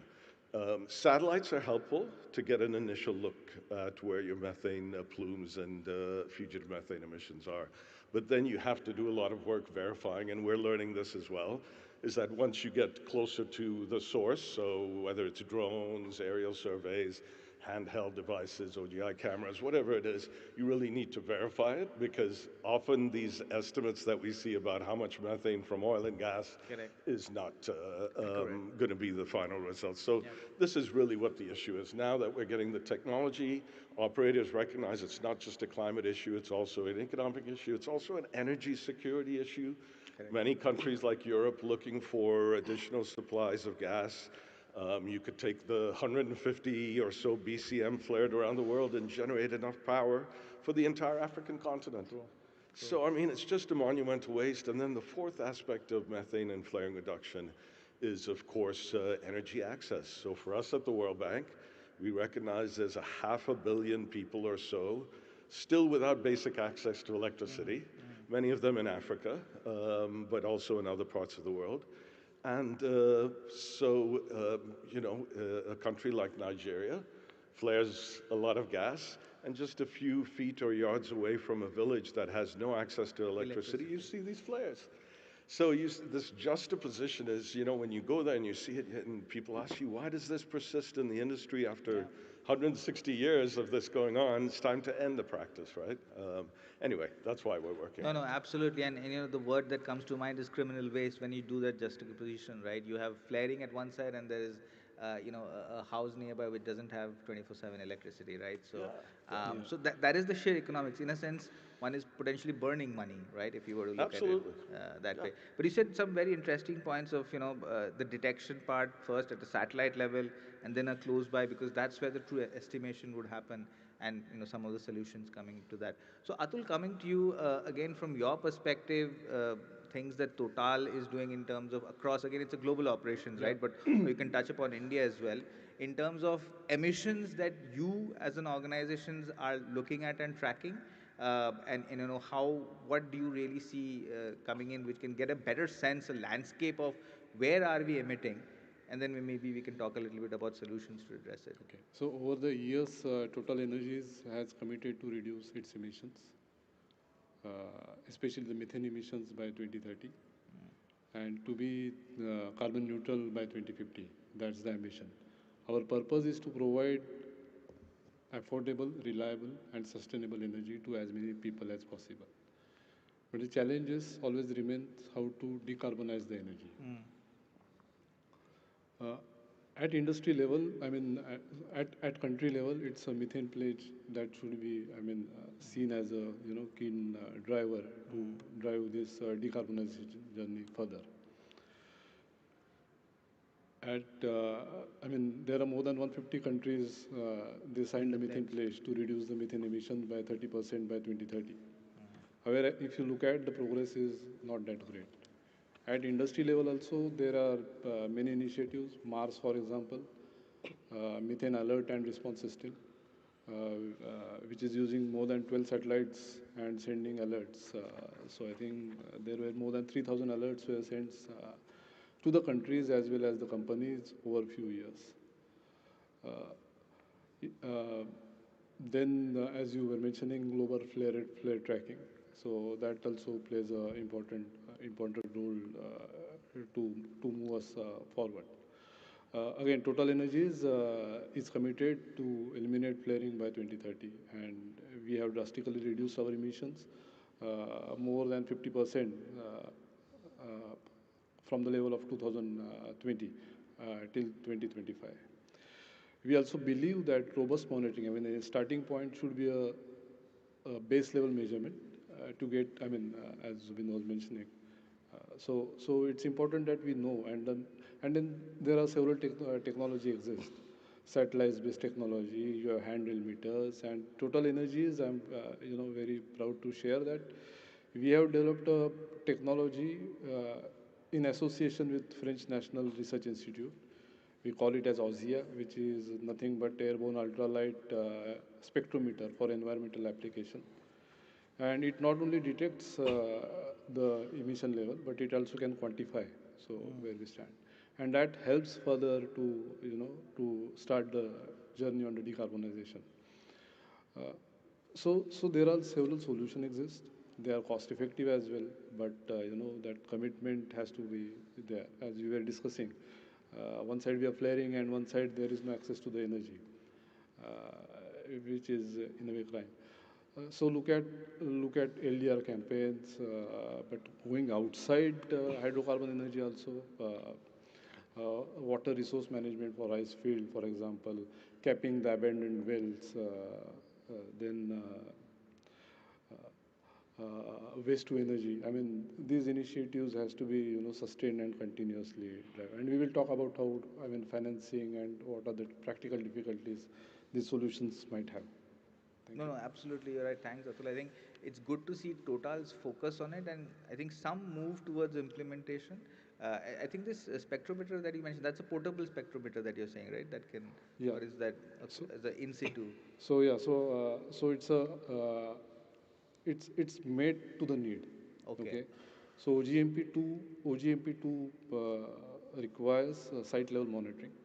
And to meet, and also I'm happy to share that we are maintaining OGMP2 gold standard since last 5 years. And AUSIA, this technology which I was explaining, is key contributor to that. So this tool basically scans the area around asset, and it can measure the emissions up to the ppm level, which is today pre-industrially post industry revolution, the ppm level has reached to as high as 2 ppm compared to the pre-industry era, which was half of that, less than 1 ppm, I think around 720 ppb. So this sensor is that sensitive that it can detect emission at ppm level, and not only that, it can quantify the emissions coming out of the site. That really helps site to identify their plan to progress further on it. Oh, perfect. And we'll talk maybe a little bit about such solutions. Coming to you, Rahul, again, maybe starting with some of the work that you do at Transcontinental, you're of course supporting in some of the production, but you're also looking at, how we can address some of the flaring as you produce. So maybe your thoughts on, you've been in parts of this industry, you've also been on the financing side of things. How do you set up projects such that you are able to ensure that the emissions are minimized, flaring is hopefully addressed and potentially utilized and not just incinerated. How are some of those trends that you're seeing and your company is working on in terms of, as an oil field service provider, with many of the oil producing companies, what are some of those trends that you're seeing in methane tracking, designing for abatement? So we've taken a very different approach. We are mostly in the upstream sector. What we look at is how can we help operators monitorize methane emissions? This is there has to be an incentive which is presented to operators for them to invest in the technology and advancement of the technology. No operator today is interested just dumping money for unnecessary, no monitorized technology. There are, I mean, I wouldn't say all, but a lot of them, I would say globally. And what we are doing is we're designing techniques and procedures around how can you monitorize methane emissions practically. So give an example for a operator in Middle East. What we're doing is we're incinerating gas. The aim behind it is they're not receiving direct dollar to dollar for a trade of methane emission, but it actually cuts their 4-month lead time in terms of taking permits from the city, from the villages they're operating into, from the nearby habitat they're operating into. So that is helping them monetize their gas or their oil 4 months in ahead of time, which is a massive uptake for them. So we are basically designing procedures for and and and equipment around this kind of footprint where there is always an idea that it helps you monetize your production ahead of time, proper, uh, in an efficient way. So our program is more embodied into their well testing division. So the cost is very similar to a flaring cost, which is there is little bit of an upcharge, but it's a very similar cost. So what it does is it allows them to make justification for their budget.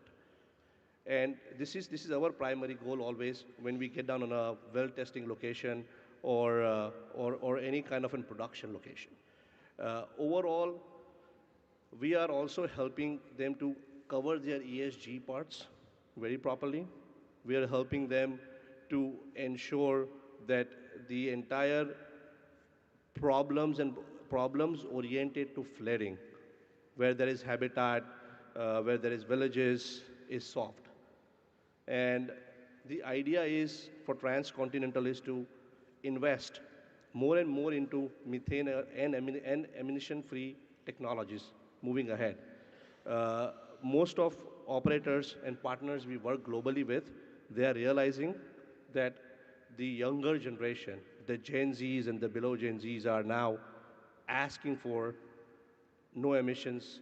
There is protest behind this. There's lots of noise around it, and uh, the every service company today, a service provider, has realized it that if they don't invest in technologies which are oriented to emissions, they will be falling behind in the marketplace. And the idea is electrification, emission reduction. These are the two basic ideas which Transcontinental has embodied itself in the R&D sector of its own. We are in a process to convert our entire frac fleets, our workover units, all engines we have in the company practically into an electrification basis. Uh, we have turned around and are converting entire flare stacks in our company into incineration basis. And our 80% R&D budget today is focused on emissions. So the whole wrap up is today's focus has become for any E&P company as well has become an emission controlled E&P operators, which is very, very, very important. The idea of cowboying ESG reports, I would say, underreporting methane emissions is actually fading away from the marketplace today. And responsibility, robust strategy, proper roadmap for decarbonization, I think these are the new language which has been embodied in the American E&P for sure, 100%. No, perfect. And I think I really like what you said, emissions controlled E&P production. That's probably in a sense the manna, right? I mean, you want energy, but you want it in a fashion that is sustainable, right? And that's really useful. I'll just quickly again circle back to you, Zubin. All of these are interesting, right? But whether it's incineration, whether it's some of the detection and spectrometry that he's talking about, but these cost, right? Rahul talked about monetization of non-monetized asset. Flaring is essentially non-monetization, right? I mean, there's an economics to it, but let's not go there. How can we finance some of these initiatives? last, one of a PwC IEA report talked about of the entire climate finance, which by the way is not enough for required for this. Of that, close to 5-6% only goes into this, right? So, why? Because this seems the most easiest part, and what really more can be done on the financing for such initiatives? Yeah, so let me just not assume people are familiar with what the World Bank has done on this agenda over the last few years. We actually used to have a small trust fund at the World Bank that was focused just on gas flaring. It was only a few $1 million, and all we could do with that was provide some technical assistance to emerging markets, raise the visibility of the problem, say, here's something you should do, look at technological, regulatory solutions, that sort of thing. Fortunately, at COP28 in Dubai, we announced a new trust fund supported by Total Energies, BP, Eni, the major companies, plus some governments like the United States, Norway, the UAE, to have a new trust fund with a lot more money, around $250 million. The idea being that the technologies are out there now to do methane abatement and flaring reduction. There are good regulatory best practices, some of which we show on our website.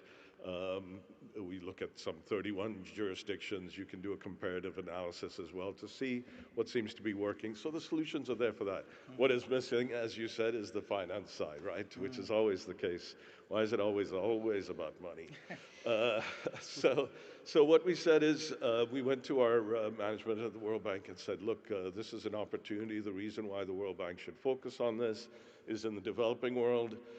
They just don't have the resources and the capacity to address this issue, which touches not just on climate, but economics, revenue, like I said, energy security as well as energy access. So it's a very good issue for the World Bank, and people recognize that this is a good opportunity.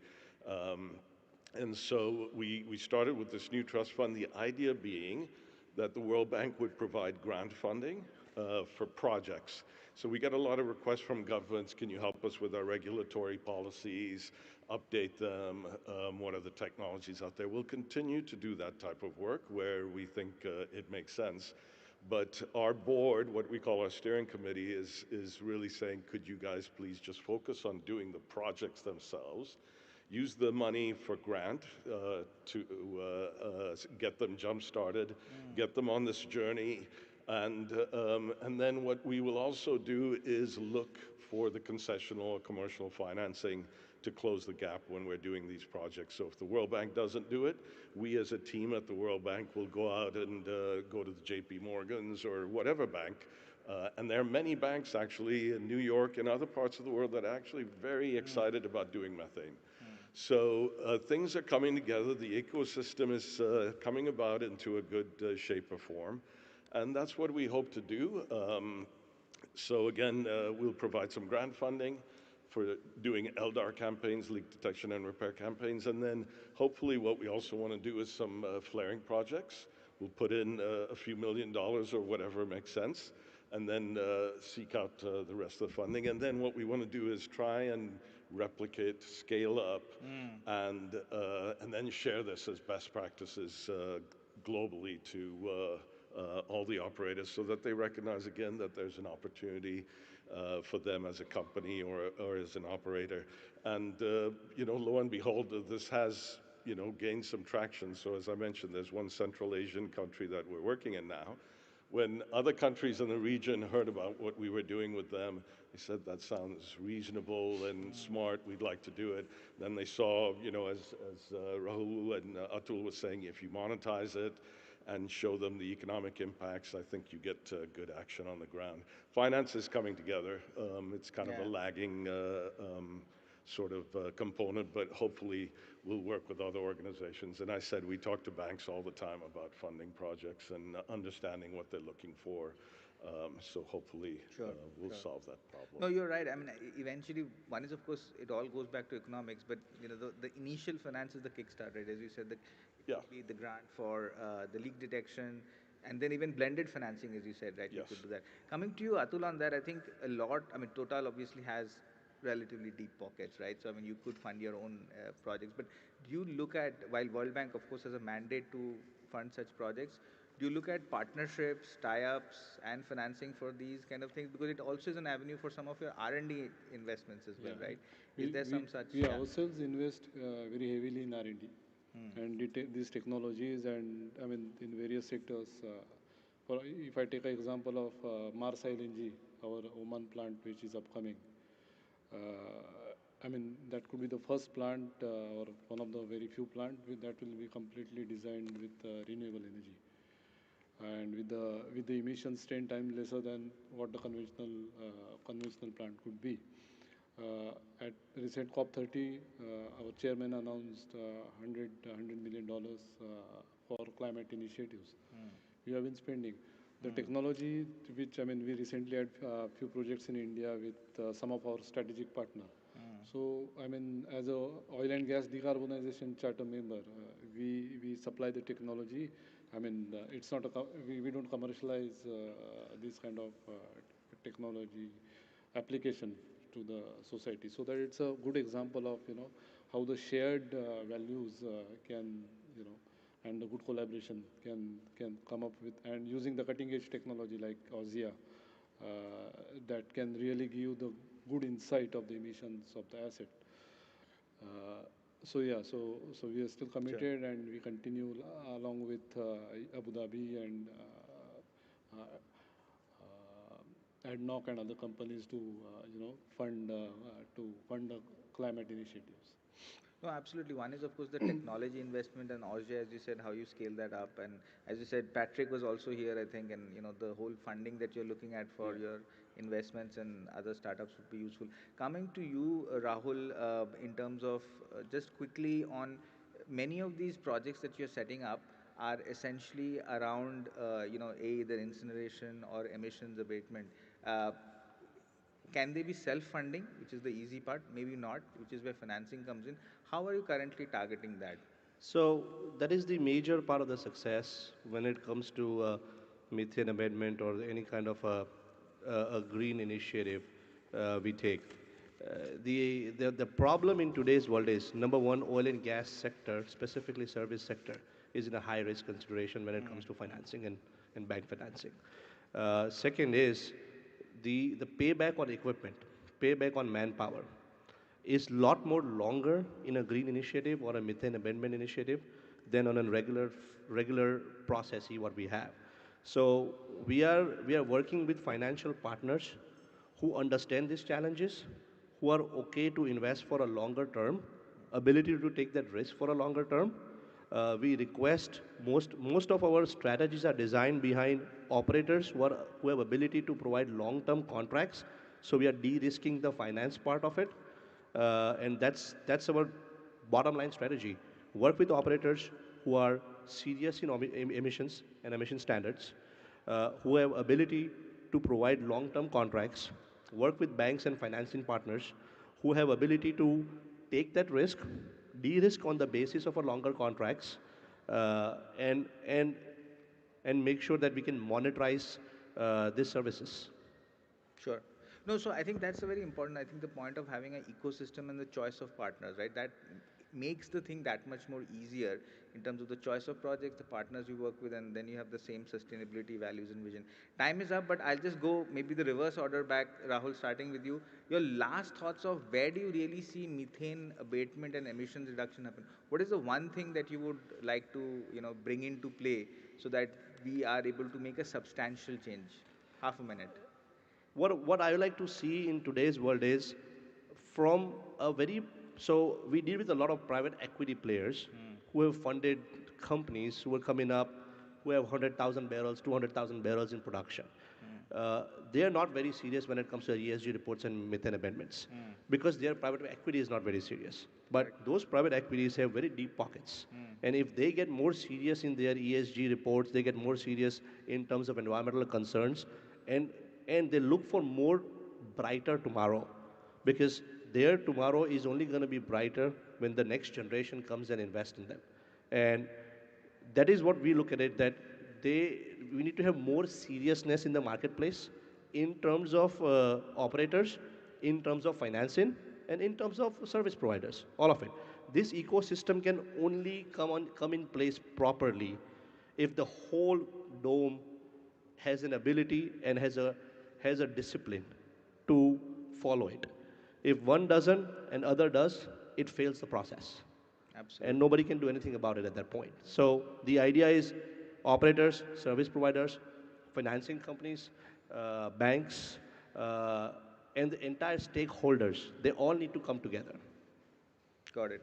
So the interconnected loop starting potentially with some financier education.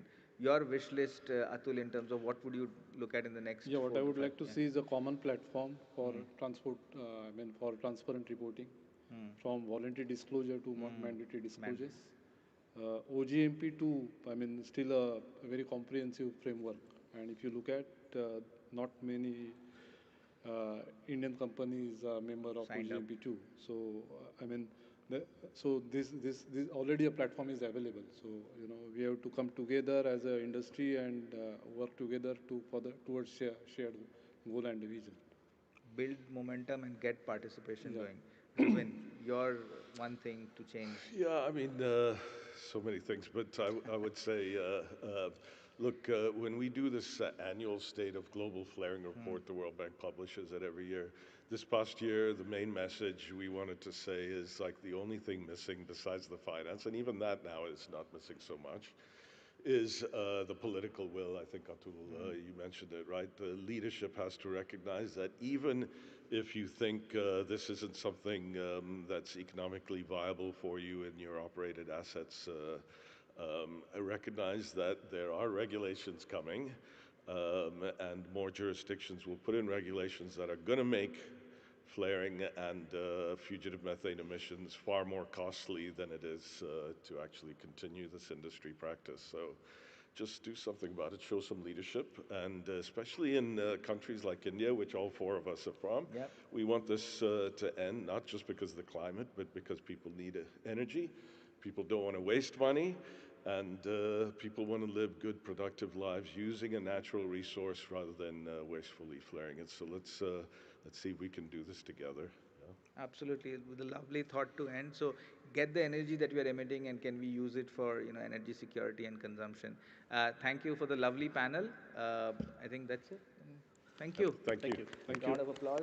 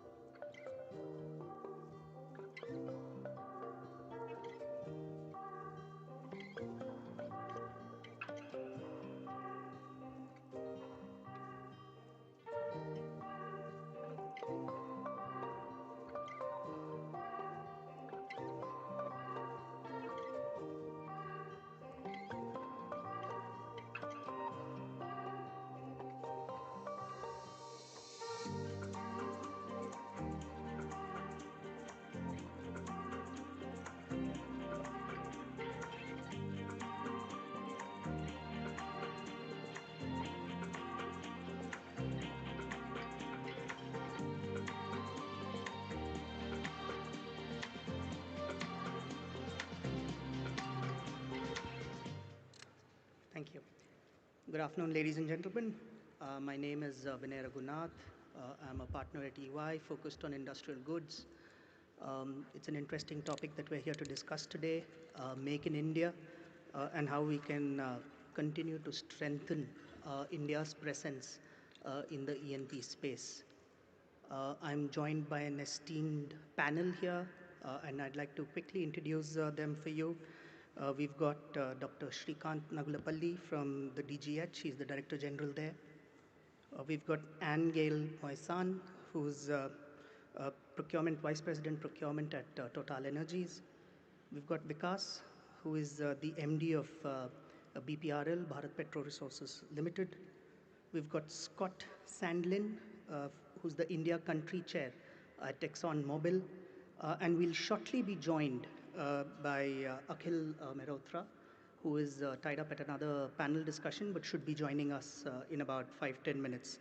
He's the MD of Pipeline Infrastructure Limited. Now, the topic that we're going to discuss today is largely focused on how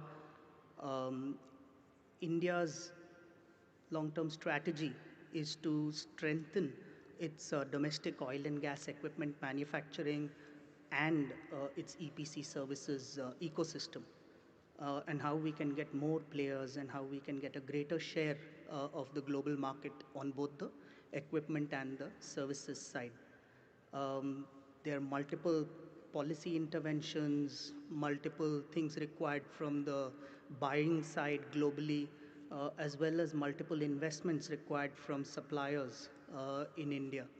And we'll touch upon all three aspects, the policy aspects, what will it take for the Indian brand to be seen as a stronger player in the eyes of global buyers, and the supplier side, what will it take to get greater investment into this ecosystem from a supplier standpoint. But if I can start with Dr. Shrikant first and ask you a question. Over the recent past, we've seen India trying to reshape its entire exploration strategy, and we're looking at now going beyond and accessing deep water, ultra deep water exploration. What are your points of view on some of the policy interventions that the government has initiated to strengthen this? And also, what steps do you think are being taken to ensure that capability is being prioritized locally? Thank you, Vinay. If you look at India's exploration strategy, there's been a big shift in the way India has been thinking about exploration. It has moved from land-based and shallow water exploration. It's moving towards deep water, ultra deep water, frontier basin exploration. And the entire policy, regulation, contracts, everything is being built around this new change in direction. And the Samudra Manthan and its focus in particularly Andhra and Andaman Nicobar areas, this is a signal that there's been a shift. Also, the current round of open acreage licensing policy, where almost 19 out of 25 blocks on offer are offshore, also signals this shift in policy. If you look at the strategy, there are three key elements. One is unlocking areas, then second is in investor-centric policies, and third is establishing a good supply chain for this entire new strategy. If you look at unlocking areas, hitherto we have been exploring about 10% of the 3.4 million square kilometers of the basin area that we have. Now the government has opened up 1 million square kilometers of former no-go areas, and it's a big canvas for all the E&P operators to come and explore and produce. Secondly, the policies that have been put in place are very investor friendly. In fact, the feedback has been obtained from various operators, and based on the feedback, the Act has been amended, new rules have been put in place, and the contract also has been amended. If you see, there's a single license which covers most of the liquid and gaseous hydrocarbons, and the tenure of the contract is 30 years, extendable till end of life. There is protection for against change in law, which was hitherto absent, and this is hard-coded in the Act as well. A neutral seat of arbitration is provided. There's a provision for integrated development of integrated energy projects, and also joint development of common infrastructure. So all these things have been put in place to facilitate investors, and the government also plans to bring out a manufacturing policy for kickstarting the entire process. Once the exploration goes forward, we also need supply chain to be in place with domestic manufacturing focused supply chain. So this is broadly the way we are moving. No, clearly quite a few interventions on the policy side, and we're seeing that at play. Because if I can come to you, I know he mentioned about the Samudra Manthan deep water mission also, but before that, you've worked internationally in Brazil, even an exciting country called Venezuela and the UAE. But if you look at the experiences that you've had in the past, are there any case studies on localization that you believe can help India from an upstream perspective? Thank you, Vinay. First of all, we are speaking on Make in India, and we are sitting in such a beautiful. So I just wanted to compliment both ONGC and EIL for making such a big thing here in Goa, which truly symbolizes the Make in India perspective. And we are sitting here in this hall. Coming back to your question, and Dr. Shrikant is here, so we have very closely looked at the localization efforts worldwide, especially in Brazil, the Qatar, Saudi Arabia, UK, and Norway. And what I can tell is that we have seen that where there is a domestic supply chain, where there is an agile domestic supply chain, the costs come down by around 10 to 25%, and that's all there. And you can get the production early by around 16 to 18 months. So that's a huge positive. So what started in Brazil, and I still remember I was there sitting in 2006 in Rio, putting in bids with a local content. They had put in the local content in the host government contracts. And it was one of the biddable parameters, and we were bidding at 60%, 70%, 80%. So actually that got Brazil behind. But by 2014-15, no one was able to match those local content percentages. So actually that boomeranged. But having said that, Brazil has now worked around. But then specifically coming back to Qatar and Saudi Arabia, which have been very successful, what we have seen is that it's a government body that gives some sort of numbers to all the bidders. And then when you bid out, that's one of the BC, the bid parameters while you are evaluating. So actually it's now a capability-based assessment more than what was there in the contracts. Having said that, now in Samudra Manthan, sir, correct me if I'm wrong, but we are looking at hundreds of billions of expenditure in the next few years, offshore India. And we don't have any supply chain in offshore, it's all onshore. So offshore, we need to build a lot of supply chain. And we need to see from the perspective of host government contract, how can we get a agile domestic supply chain offshore India if we have to see the success of Samudra Manthan. Thanks, Vikas. Scott, I know we conspired to make you sit next to Vikas. The two of you are from competing universities in Texas, but very true.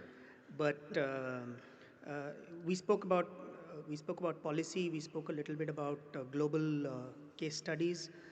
But as you see the global landscape, what led ExxonMobil to start leveraging Indian capabilities, Indian suppliers as part of its own buying strategy and procurement processes? And in addition to that, going forward, where do you see an opportunity for Indian players as you look at capabilities sitting out of Bangalore as you do? Sure.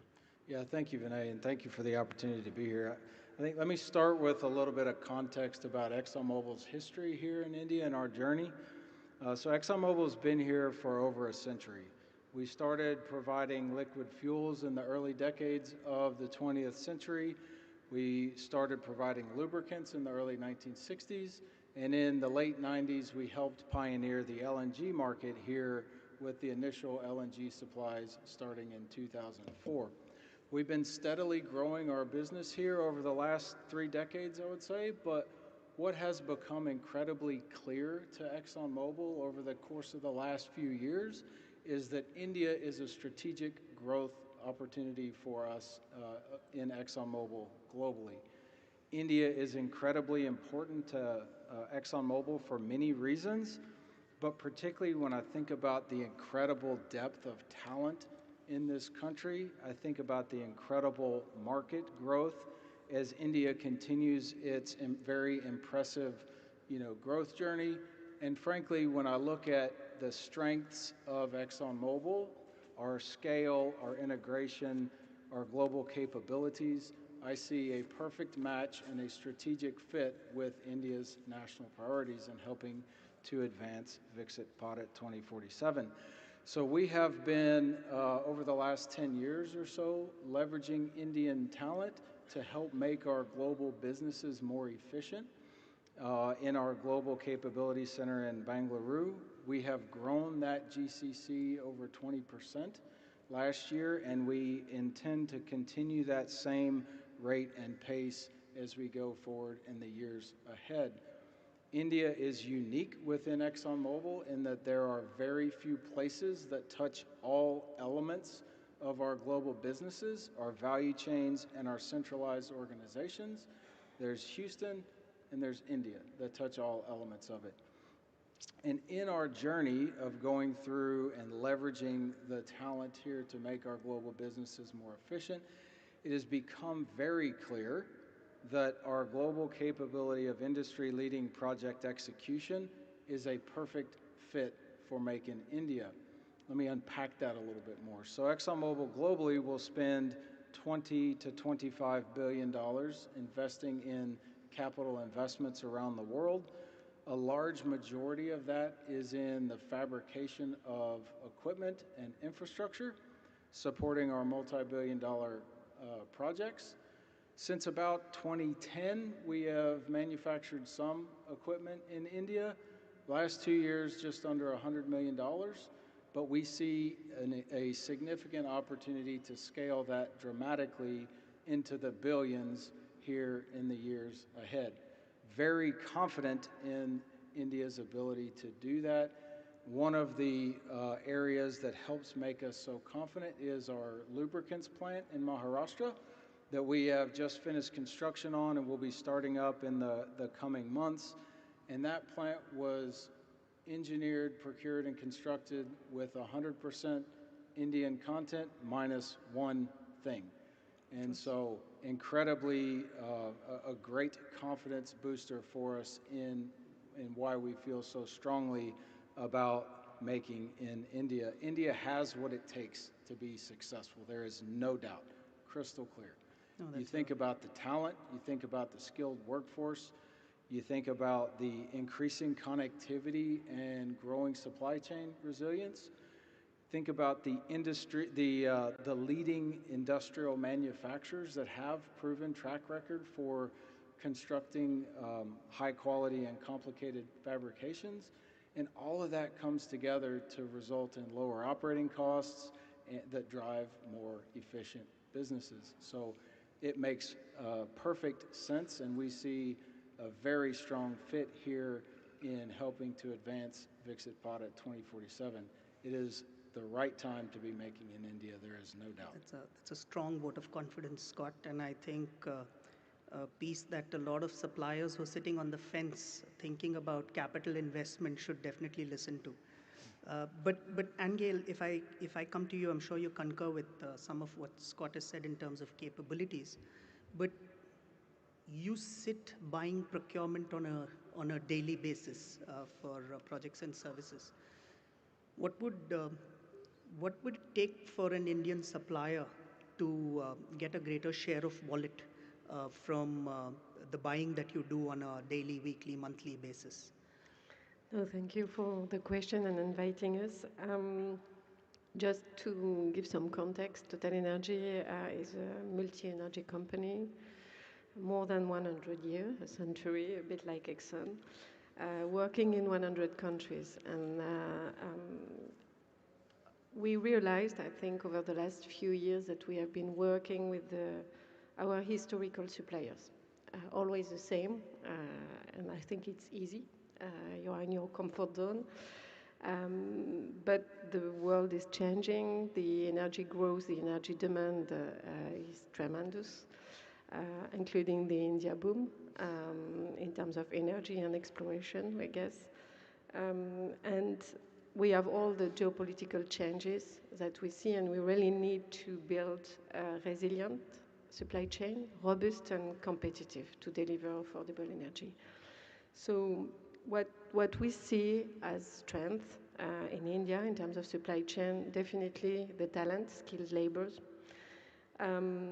manufacturing capacities, but the capability or the potential to scale up. And we see here in Goa, I would say, but everywhere in India, the scale up is really large. And definitely the affordability and competitiveness of the supply chain. So these are the key strengths we foresee. And for that, what we did in Total Energy, we challenged ourselves.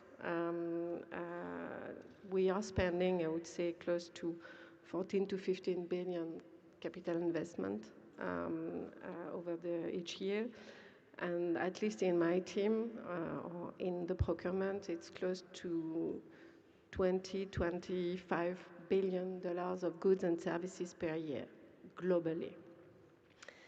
So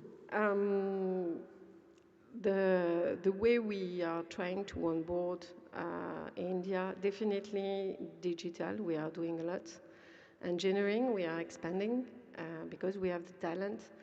From the manufacturing and EPC services perspective, I would say we are a bit behind, and we really need to accelerate this one. The challenge I see for the time being might be to find the good balance between the domestic market, because Indian players need to serve Indian strategy, and the global view, global strategy, and to go outside. And how we can together find the right balance, diversification on our side, how we can onboard Indian players, and diversification for the suppliers, how they can have shares with other operators outside India potentially. So this is where we stand, and for that we implemented few, I would say, key steps, key principles. One is to leverage our EPC contractor supply chain, how we can rely on the EPC contractor and not instruct them to use the only happy few we were used to work with.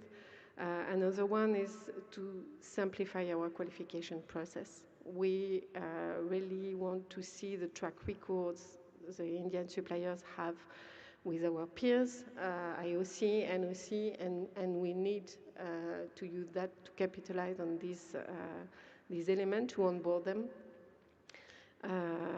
So we did all these steps together and within Total Energy and with our EPC contractor, and I think this is a key to accelerate the onboarding of Indian suppliers.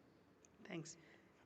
Akhil, if I can come to you next, we heard about some of the policy changes that are driving a shift towards exploration as a bigger theme. We also heard about some global use cases which make sure that the business case for the investment is positive. And of course, we heard millions going to billions from Scott and Anne. But if I were to ask you, all this focus on exploration is going to create the demand for a lot of infrastructure when it comes to storage, logistics, a whole host of elements at that end of the value chain. What do you think the focus should be from an India standpoint, and what capabilities do you think one should focus on as we scale up in the infrastructure from a logistics and a storage standpoint? Sure. Thank you very much, and thank you for having me here. And My apologies for being late. I was in a round table with Minister Puri, so went a little No, late. we Yeah, understand. thank you. I think, let me take you back in history when this whole supply chain constraint started. I think that was, I think, during COVID. And unfortunately, we have not been back on track since then, kind of. We run a lot of businesses, and we have seen that whether it is supply of infrastructure, whether it's for upstream, midstream, downstream, uh, the kind of lead times have gone to what, 3 years, 4 years, kind of, which now, if you are looking at setting up billions of dollars, as Mr. Modi and Minister also declared, I think, where do we get our infra products? Where do I get our rotating machines to produce and so forth?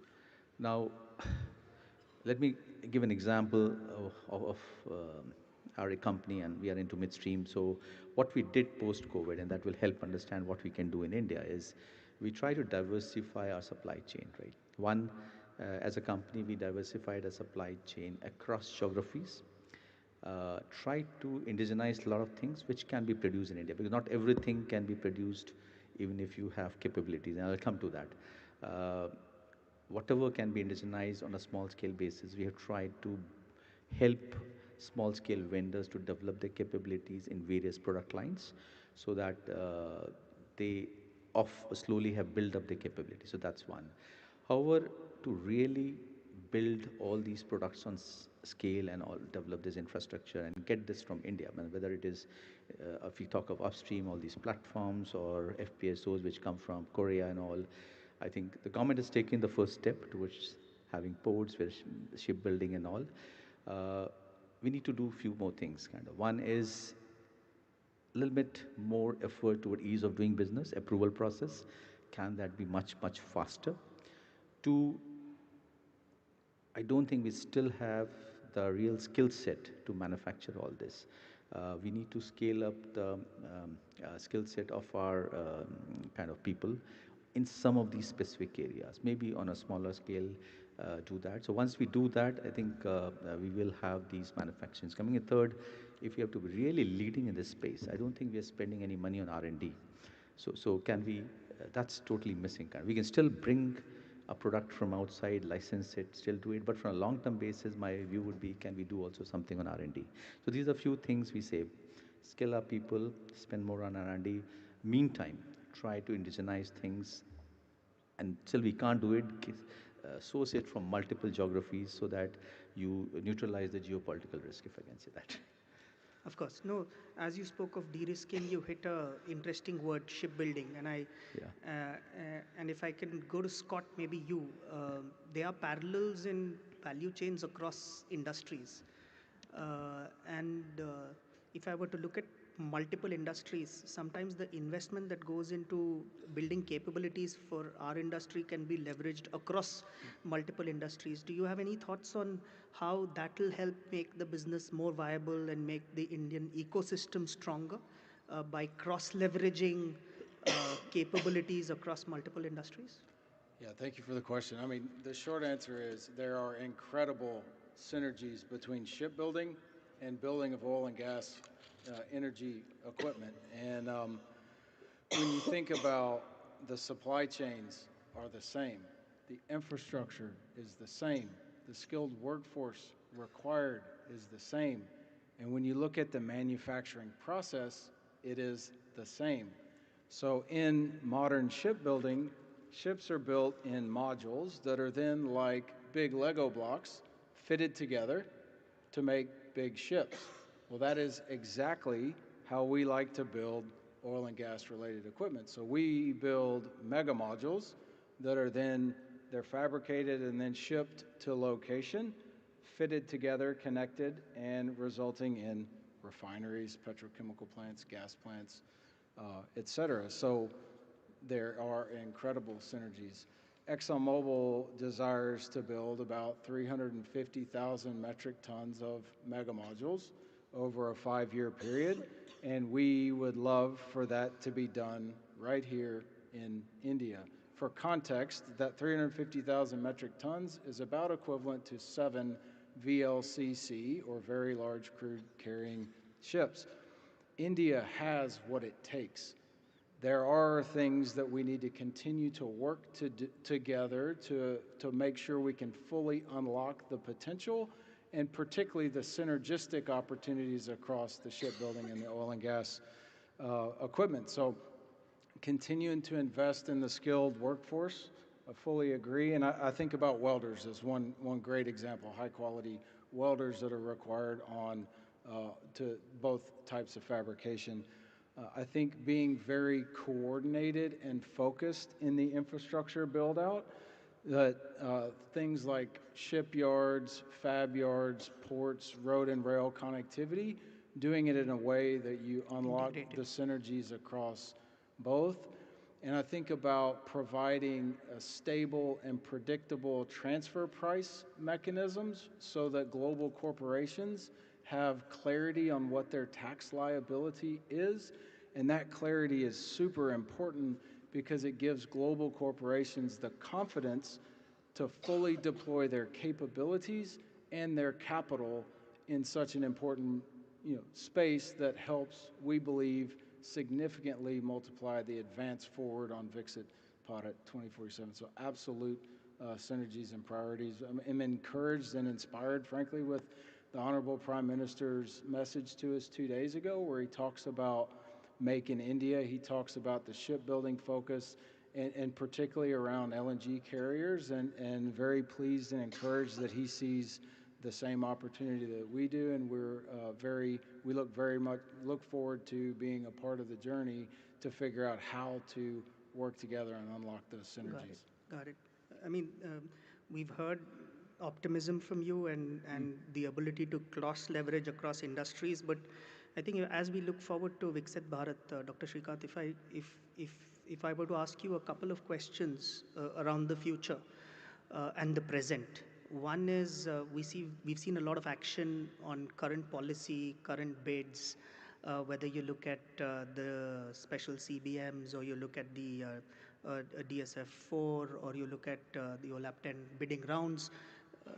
The first question is maybe what are the changes that you've seen articulated today which are different from similar policy frameworks in the past, and maybe leading into as we look at the next 20 years, what do you think should be significant policy focus for India to ensure that all of what we've just discussed plays out?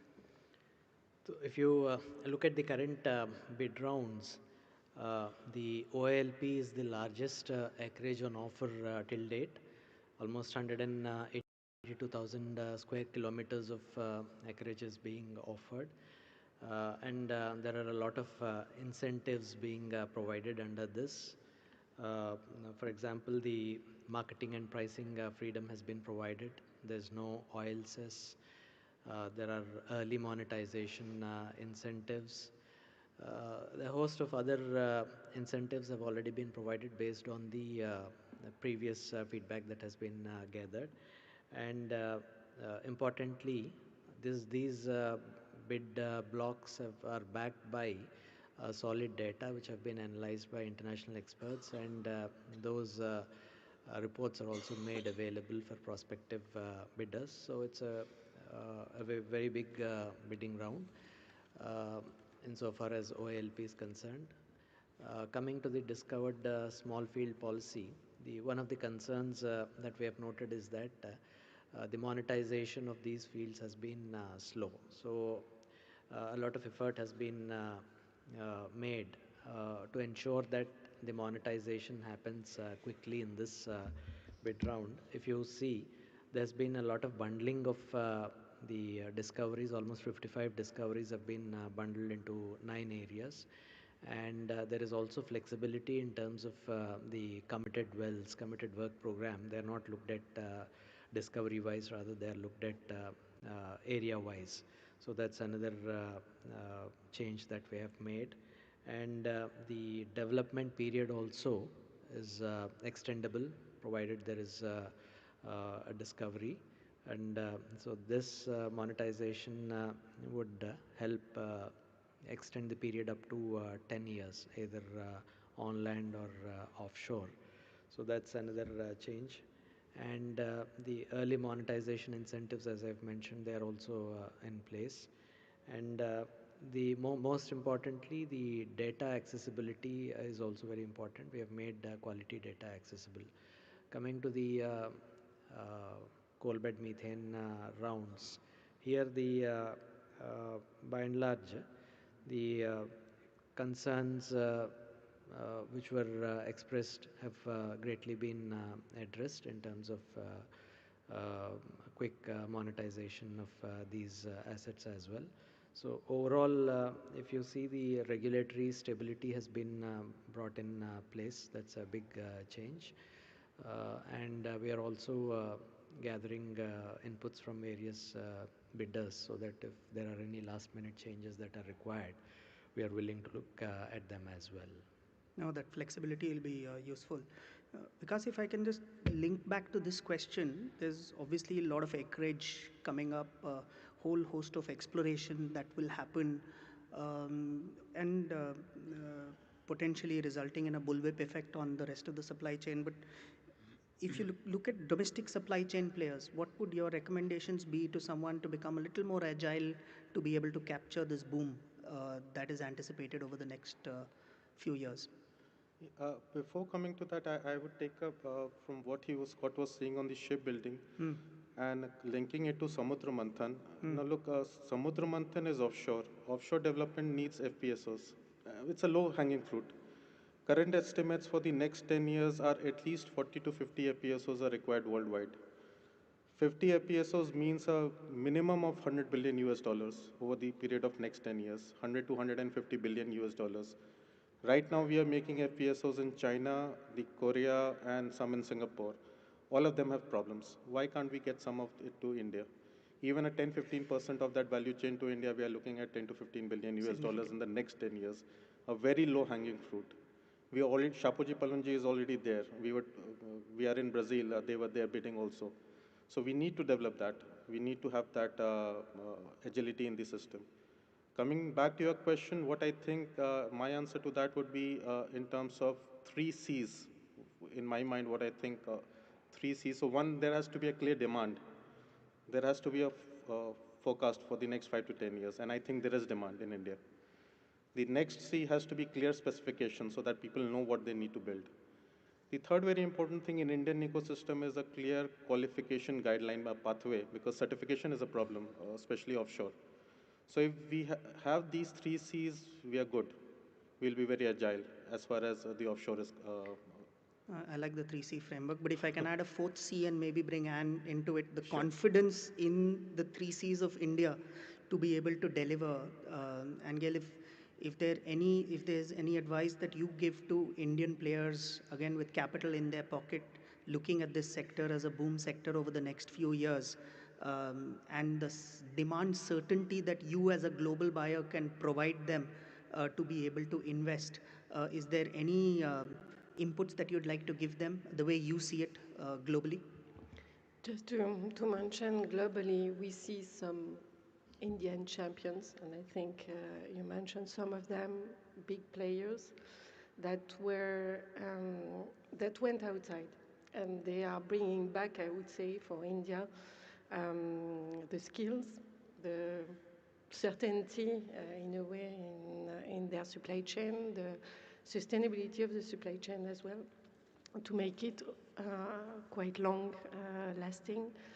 And one element for me, the Prime Minister mentioned it, but the signature yesterday of the trade deal between European Union and India is a key enabler and opportunity to bring certainty, to ask Europe to support India in bringing what you need to develop offshore, definitely. Oh, thanks.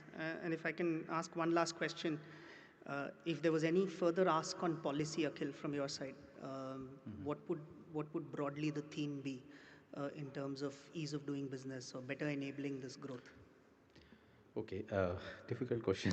I know, but I'm saying, in terms of ease of doing business, I think one ask can be that we reduce the number of approvals which go into setting up manufacturing setup also today, and also the recurring approvals which come. Can we simplify it as a one time, or the renewal happens automatic. While the government has done a lot on doing it online, but we still face a lot of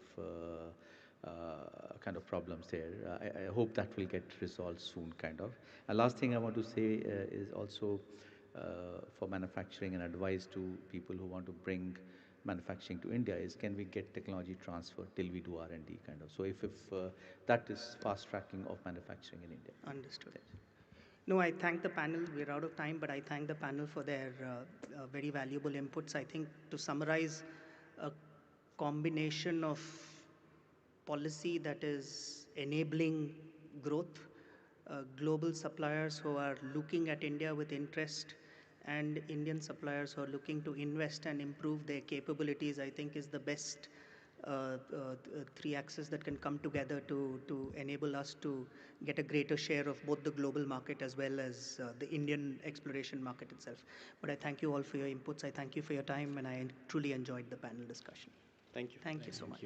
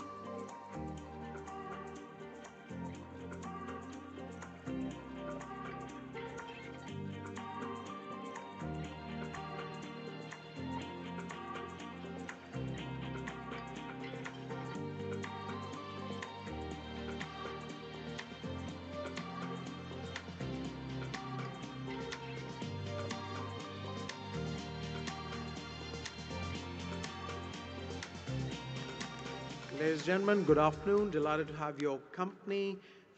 This particular panel session has the privilege of sort of bringing day 3 to a close, and a close as well on a very profound topic, something that's still at the heart of the energy mix but is much maligned.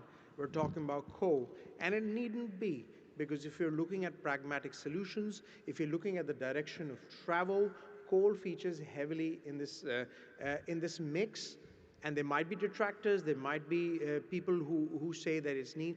It is simply needed because if you look at the approaching horizon, we have to be realistic, and coal is still used in meaningful volumes in major economies like China, our hosts, India, the United States, and a host of other countries.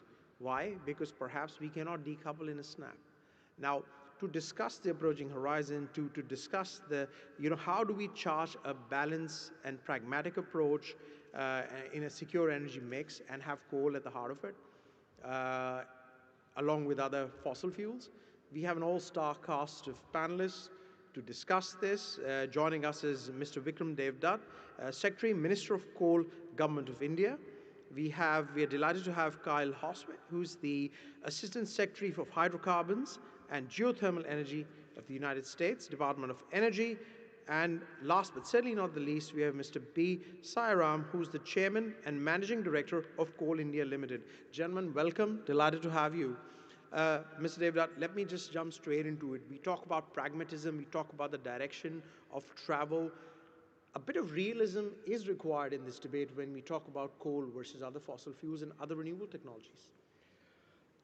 Thank you, Gaurav. Just to make my opening remarks and put the entire theme of your opening question in context and perspective and in all its dimensions, let me throw some facts and figures at you. Today, India is the second largest producer and consumer of coal. China, of course, is the largest producer and consumer. But as you mentioned, alluded to in your opening remarks, there are other economies which have a significant production of coal and also a significant production of coal in the energy mix, for example, the United States. So pragmatism would essentially dictate that if we look at the global energy landscape, there cannot be a fundamental disconnect between climate rhetoric and the ground reality as it exists today. So coal is the underpinning of the Indian economy, if I am to talk about India. 3 million livelihoods, direct and indirect. If we look at coal reserves, 401 billion tons, fifth largest in the world. We look at energy mix, it's about 55%. If we look at power generation, it's about 72%. So it's not going to go away in a hurry because we have a growing appetite in a growing economy. There are developmental needs. The growth trajectory dictates that coal will continue to ascend the curve in the Indian context till at least the middle of the next decade. And possibly, as is the case in many other developing economies, the need for affordable and dependable baseload power is not a choice, it's an imperative. I think although renewables and our commitment to overall climate goals and net zero by 2070 is very much a complementary agenda. There is no contradiction between the two, but there is a journey. And that journey would dictate that the mantra is not phase out, it is phase down. Phase down in graduated steps which match the realities of the entire ecosystem, because there is an irrefutable moral case also for policy space.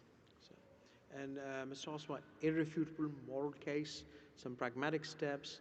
Mr. Devdutt has sort of outlined how complex the situation is and how coal matters to India. What about the United States and, of course, your take on a pragmatic journey forward? Yes, absolutely. Coal powered the modern world. It fueled it for power. The coking coal, the metallurgical coal, is what built the modern world. And it's not going away. It shouldn't go away. There's been a lack of pragmatism. There's been too much rhetoric around climate, and people forgot that reliable, affordable, secure energy needs to be the priority. Humans that have access to energy live a more prosperous life and they live longer. Coal's a critical part of the global power ecosystem, accounting for approximately a third of all global power generation. It's the third largest fuel source in the United States for power generation at about 16%. And in the last few days, when the United States experienced a historic winter storm, coal persevered. You can have fuel on site for 30, 40, 50 days, and it doesn't matter if it's raining, shining, windy or not, coal can power through. So the traditional uses of coal will continue to increase. More coal was consumed this year than last year, and more coal will be consumed next year than this year. It's a critical part of the energy mix. It shouldn't go away. It should continue to be modernized and optimized. We've invested over $625 million in this administration. We've made announcements to extend the life of our coal fleet. We're actively trying to find ways to support the industry, to increase our exports. The United States is home to the largest reserves of coal and the highest quality metallurgical coal in the world. We're here to meet with our Indian counterparts to ensure that we're partnering together through innovation, through technology transfer. Coal's not just power generation and steel manufacturing, it's chemicals through gasification. We're seeing new uses, using the coal to create graphite for batteries. There's an abundant source of opportunities, including critical minerals. So the world's not moving away from coal. It shouldn't move away from coal. We need to embrace it and celebrate it and recognize it for the important fuel source it is for humans. Absolutely.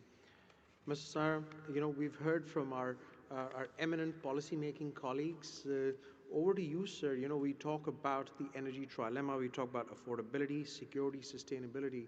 Now, two of those planks, affordability and security, are very much predicated on coal in several parts of the world, including India. So, what is your viewpoint on how you see the approaching horizon? Yes, Gaurav. Actually, I represent the coal miners community. I'm a hardcore coal miner, so to say. And first, to introduce about my company. In fact, my company does not require any introduction. I represent Coal India Limited, which is the biggest single coal producing company in the world. It is a Maharatna Central Public Sector Enterprise, which is under the administrative control of Ministry of Coal, Government of India. We mined around 781 million ton last year, and this year our target is 850 million ton. Going forward, our targets are 1 billion ton by FY 28-29. So this is the scale of operations which Coal India has. Almost 3/4 of the coal is produced by Coal India. And the thing is that even after producing, last year we produced 1 billion ton. Yeah. Domestically, overall, right. Coal India plus others included together. But still we imported 243 millions, out of which 58 million ton is this coking coal, which is maybe not replaceable. But there is a chance, there is an opportunity to replace the thermal coal. So from that point of view, it is a good thing for India to progress on this higher coal production to save the country from the drainage of precious foreign currency. So that is my take. Mr. Devdutt, we've seen some of the opening discussions reflecting the realism out in the market. Now, even the International Energy Agency has now acknowledged that coal will last well past some of the peak that people predicted, 2030, which looks very silly right now. It's 2026 and people predicted a peak. Now, that approaching horizon, how do you, as the Secretary Minister of Coal, how do you see the approaching horizon, make it price positive, affordable, energy affordability for the Indian consumer, sir? So I would say that coal is actually the anchor or the bridge at this point of time in terms of a strategic stabilization to a greener future. And in terms of the peaks which were predicted at different points of time and which is estimated now, one also has to take into account that the situation is always a dynamic and evolving situation. You have huge energy demand coming up from data centers being set up all over the place, from electric vehicles, electric charging points. So the energy demand is going to continue to grow. In the Indian context, the per capita energy consumption is only 1/3 of what developed economies consume. And with the Viksit Bharat 2047 goals, this would involve a trebling of the energy consumption, which means that coal will continue while renewables continue to be added to the grid. Storage technologies will have to evolve if the green grid concept is to finally stabilize at some point of time. But mitigations in terms of coal being perceived as a dirty fuel or thermal power plants and emissions being a cause for climate concern, mitigations are also to be people-centric, where revenues from coal will fund the green energy infrastructure to come. Another very prominent strand which I see going forward is the fact that with the vast volume of coal reserves, which, as my esteemed colleague from the United States has just mentioned in their case and also in our case, and the imperative for speedy utilization and accelerated utilization of those coal reserves, clean coal technologies are going to be center stage going forward in terms of gasification, both surface coal gasification as well as underground coal gasification. And the Government of India has already moved forward proactively on the policy front, announcing a viability gap funding scheme, substituting giving capex support to initial shelf of projects which are now coming on board. And then on the anvil is a far more ambitious scheme which would also look at the gasification space in terms of the Chinese experience, where a lot of these projects came up in clusters and things like that. And we realized that coal mining also has to move with the times, and it has to move with a conscience. So when I say this, to amplify, to move with the times means the technology enablement of every facet of operation of the coal sector has to factor in increased efficiencies, which would, whether it is in mining operations per se or in the logistics part, would add to the efficiencies and lower the carbon footprint. And on the second hand, in terms of the communities which get adversely affected by mining in the vicinity of the coal mining areas, scientific mine closures of mined out areas and abandoned mines, as well as repurposing of those lands in a meaningful sense, generating economic opportunities for the communities, is a very, very pronounced policy thrust of the government, and which is already underway in terms of implementation. Mr. Oswald, we've heard the sort of, Mr. David has set out the stall for a burgeoning, fast-growing economy like India and the complexities faces and coal in the context of that. Now, for the United States, it's got its own unique set of challenges. You are a data superpower. You will have the largest data centers in the world. You're the expansively a consumer base of 350 million people. In that respect, you know, the president came out straight fighting, straight out of the block. It's not as if he hates solar or he hates anything else. He just simply said coal is part of the mix and shall stay there because got beautiful coal.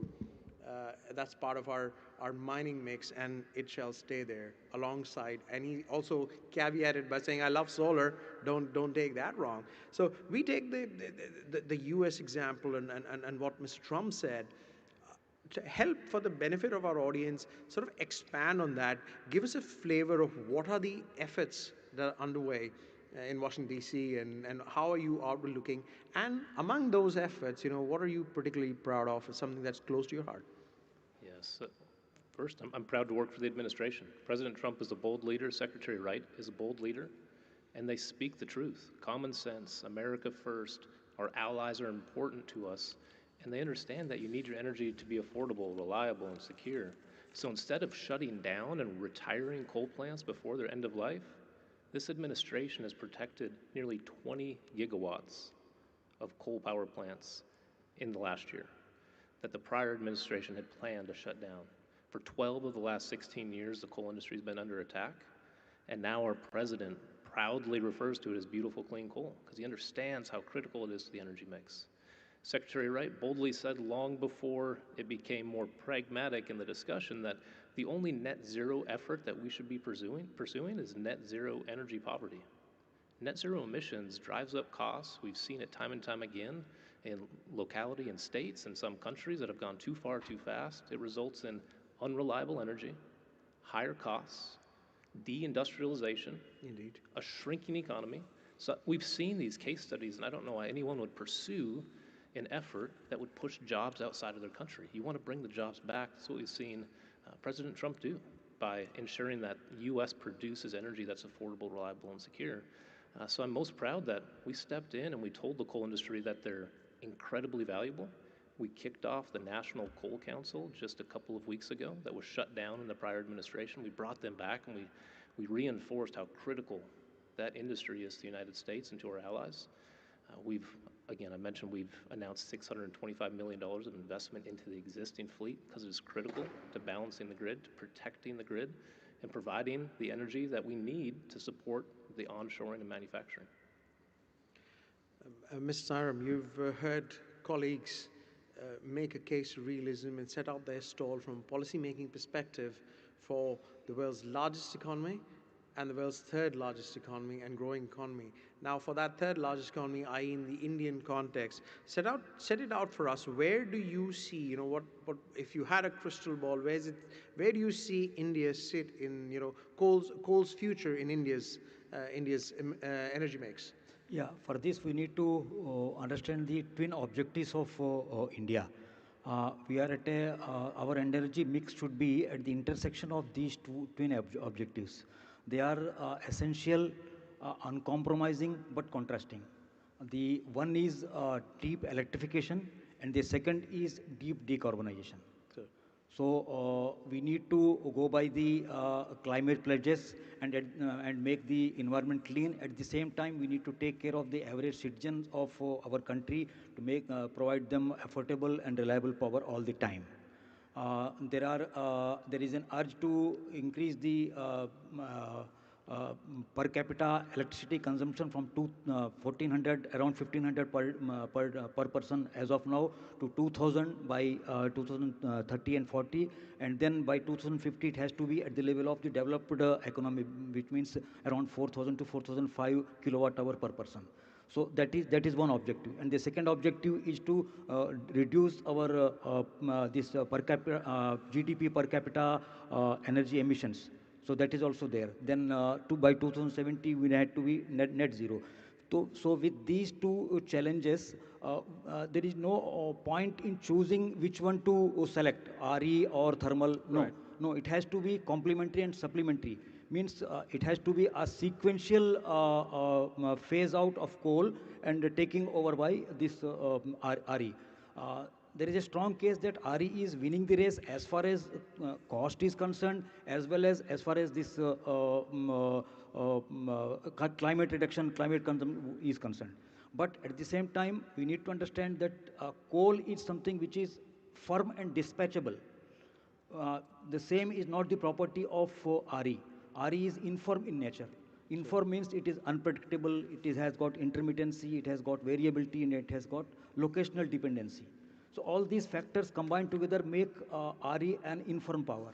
So infirm power leads to grid instability, frequency imbalance, and all those things. So going forward, the role of coal will be more of a I would say enabler of peak loading and flexible operation, and at the same time supporting the renewables. Means coal will be acting as a big brother for these siblings. I like that expression. To oversee the growth of these renewables by the time they become adult. Absolutely. So, yeah. Okay, well that's a very refreshing way to... So my takeaway is the integration, not the substitution. Absolutely. Yeah. Right. I think at this point in time, having set out the context, heard some of the policy initiatives and of course practical steps that are on the ground, I think members of the audience would like to perhaps explore the avenue of where both your great nations can cooperate and what is the direction forward. So over to you first, Mr. Dev, that what kind of bilateral cooperation do you see? Of course, predicated on realism, of course, predicated on volume of trade, but what kind of bilateral work can you see between both countries and coal? In fact, we had a conversation bilaterally before we came down for India Energy Week here. And the extent of commonality is unbelievable in terms of not only the common thought process on coal, but also in terms of what would constitute common ground going forward. So as I mentioned earlier in my comments about coal gasification and how it is a national imperative to push coal gasification, the US being a technological powerhouse and having a Department of Energy which also administers NETL, and we had been to the NETL facility in Morgantown, which is a fantastic innovation facility for all kinds of innovations and patents. We believe that gasification and related technologies, carbon capture, critical minerals, is the entire ecosystem of possibilities is something which we can mutually tap into. And there, both in the commercial space as well as in the government space, there can be a G2G framework between the two countries, which would be a win-win situation for both the countries. In terms of what he had mentioned earlier in his statement about high-quality metallurgical coal, I think given the expansion plans of the steel sector in India, the United States contributes about 10% of imports into India at the moment.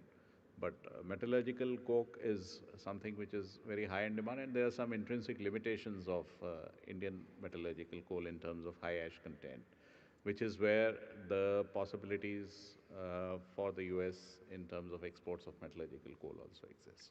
Believe it or not, I've been to the Morgantown facility as well. So some of the R&D going on over there certainly doesn't give you the flavor that it's on its way out. People are just doing some deep-seated research there to come up with some solutions. So over to you, Mr. Oswai. I mean, we've had a flavor on. So what would be your message to India on behalf of DOE on cooperation, bilateral cooperation on this front? The United States is open for business. So that's the message. We want a partner. I appreciate the shout out to our National Energy Technology Laboratory. An exciting announcement that will officially christen next week is we're going to create a center of excellence for coal. This administration, again, understands the importance of coal, so much so that we're dedicating one of our national lab sites to coal research. We're going to welcome our National Coal Council, industry, academia, so that we can properly acknowledge, focus our efforts, our research at Morgantown. And we'll allow Morgantown to tap into the other 16 national labs, because you're right, there's so many uses for coal beyond power generation and metallurgy. And we want to partner with India on technology transfer. We want to export more coal. We invite investment into North Dakota. We want to partner, create durability and certainty in supply. That certainty provides stability in pricing that ultimately benefits the end consumer. It'll benefit America, it'll benefit India.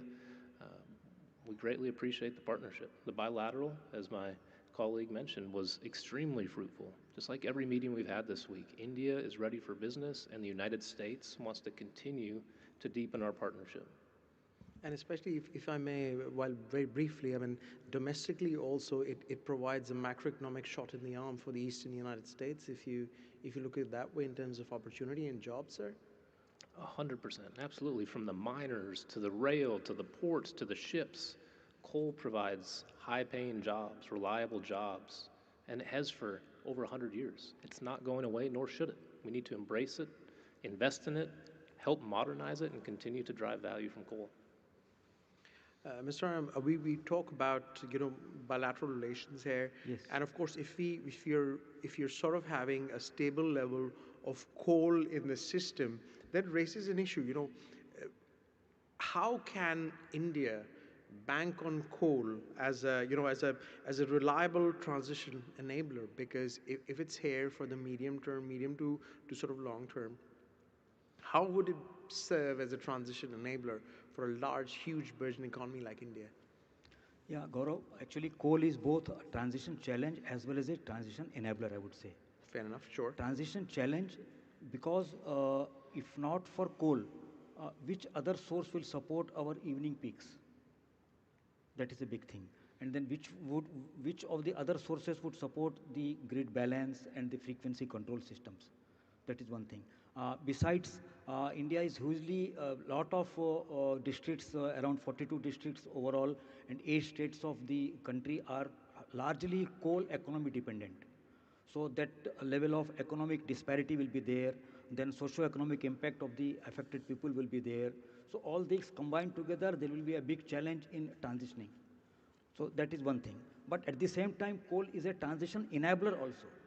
Because as I had told earlier, that coal provides that grid stability, frequency, balance, and at the same time provides that peaking support and acts as a flexible operation. So without this, this acts as a complementary thing for the REs to grow, and grow like anything. Sure. So from that point of view, it is a challenge as well as enabler for the transition. So in the new age, what we will be seeing is that it will gradually move from the inflexible base load operation to that flexible morning peak and then evening peak, right, and then taking care of the variability and intermittency of these REs. So that would be the new role which would be assumed by coal. At the same time, when going forward, when the REs dominate in the energy mix, coal will have certain other uses also. And we are moving ahead on those things. For example, this, as I had told by other panelists, the coal gasification part, then coal to chemical part, means the use of coal from thermal part to its chemical part. So we will use each and every atom, each and every carbon atom for the good use of the society and for the nation. Gentlemen, I'm conscious of time, but just very briefly, when we talk about clean coal and the approaching horizon, Mr. Devdutt, you first. Could you attest to some of the R&D efforts on that front that are afoot in India, and of course to Mr. Oswald for the United States? You mentioned a center of excellence for coal, perhaps a little bit more on that. But you first, sir. Yeah. So in terms of the alternative use of coal and clean coal technologies, we, as I mentioned, looking at gasification. Coal India is carrying out an underground coal gasification pilot project in one of their subsidiaries, which is now in its phase 2. And by around September this year, we would be in a fair position to evaluate the outcomes of that pilot project in terms of the production consistency of the syngas, and the possible effects, if any, on groundwater and the like. And that would basically serve as a very useful learning and collection of data points for future underground coal gasification projects which may come up. In fact, the government is moving with a lot of complementarity and speed in terms of tapping the underground coal gasification network as well, because in the recent round of auctions, we put out certain identified deep-seated blocks for underground coal gasification, because 40% of India's coal reserves are below 300 meters, which are not amenable economically or otherwise to conventional mining, given all the other adverse limiting factors. So R&D efforts are also afoot on carbon capture technologies. Hackathons are conducted regularly, and then the findings of the hackathon are then converted into small-scale commercial. Mr. Oswald, a word on the Center of Excellence for Coal. People in this part of the world may or may not be familiar with it, but it's a nice ring to it. Please elaborate on it and give us a bit more. Absolutely. The key goal of the Center of Excellence is to serve as a front door for industry to engage with our national laboratories. Our national labs have some of the most talented researchers in the world. The labs have the equipment to perform advanced testing that are limited many times to our national labs. So we want to make sure that not only does the industry understand that the labs exist, but they have a direct line to our researchers so we can work together to solve commercial problems that scale, that solve real problems. We've used the word clean a lot, and it's subjective. I think to be more objective, we're talking about the carbon intensity. How can we impact the carbon intensity of power generation? And carbon capture has a place, but it has a place when you use the CO2 to create more energy. If you're simply capturing the carbon to store it, you're reducing the energy output capacity of the plant, and then you're adding cost to the system, which is ultimately adding cost to the consumer. We believe CO2 is an incredible injectant for enhanced oil recovery. Much of the United States production is coming from unconventionals right now. Unconventional oil wells are only recovering about 10% of the oil in place, and we believe that if we're going to capture the CO2, we need to utilize it to produce more energy than it consumes to capture it. We need to be net energy generating, and we believe that carbon capture, with the purpose of utilization, has a very strong future. I think we can double the recovery factor of the oil reservoirs in the United States, and if we're successful in doing that, we repeat the shale revolution from a volume perspective. Absolutely. Mr. Ram, colleagues have discussed the R&D, but maybe again for the benefit of audiences who may not be familiar, just very briefly, you're a public sector undertaking. How, in terms of the forward pathways, what are the kind of synergies between to make sure that the coal ministry and yourselves are on the same page? So how does that dialogue happen, just for people who do not know about that? Yes. Our secretary sir takes regular meetings with us. In fact, every week we take around 2 to 3 meetings, and he is very particular about those things. And literally, we, along with under the guidance of Ministry of Coal, are driving these our coal gasification projects. Already, one gasification project in Odisha means groundbreaking is going to happen very soon. For the other two, the tender process is on, and then we are floating an EUI for creating a coal gasification hub sort of thing. And today we had a discussion with my panelist about participating in that EOI. Right. And that is one thing. And second part is this coal washing, which we call coal beneficiation, both for non-cooking coal as well as cooking coal. Sir. Because the Indian cooking coal is high in ash content. And whatever universal technologies are available for washing of coal, they use the 20% ash, they reduce 20% ash to the level of 9%. But our ash content is 35 to 40%. How to bring 35, 40 to the level of 9? Sure. That is a big question. So I had discussed with our counterpart, and they have told that we need to send samples of Indian coal to their laboratories, and they will find out some things. Yeah. Gentlemen, great to have your thoughts. You know, it's that stage when I bring proceedings to a close. And it's worth asking, we've had a fascinating conversation here, and love to hear your concluding thoughts, your key takeaways. So Mr. Saram, if you could, over the last 30 odd minutes, we've had a great conversation. What are your key takeaways from that? Yeah, my first key takeaway is that coal will be transitioning from a dominant source to a system support enabler. That is one thing. System means grid system. That is one thing. And second is that coal will be no more be a volume game. More than the quantity, it will be a quality. Right. Quality of coal as well as quality of grid support. The providing flexible support, providing good frequency control, grid inertia, all those things. So these are my two key takeaways. Sure. Mr. Hovai, your concluding thoughts and your key takeaways, sir. Coal is critical. It's not going anywhere, and it shouldn't go anywhere. We need to embrace it. We need to continue to drive value through applied technology, but we need to move away from villainizing coal. We need to embrace it, celebrate it, and appreciate all the benefits it brings the modern world. Sure.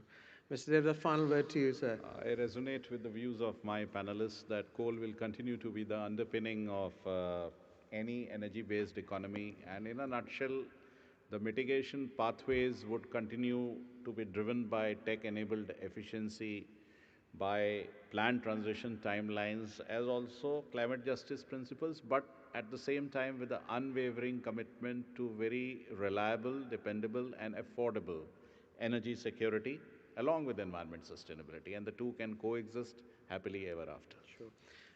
Gentlemen, thank you so much for your insight, for your richer forward, and your time, spending your invaluable time to be here. Ladies and gentlemen, this is the conclusion, I beg your pardon, of day 3 and the end of the formal dialogue for India Energy Week 2026.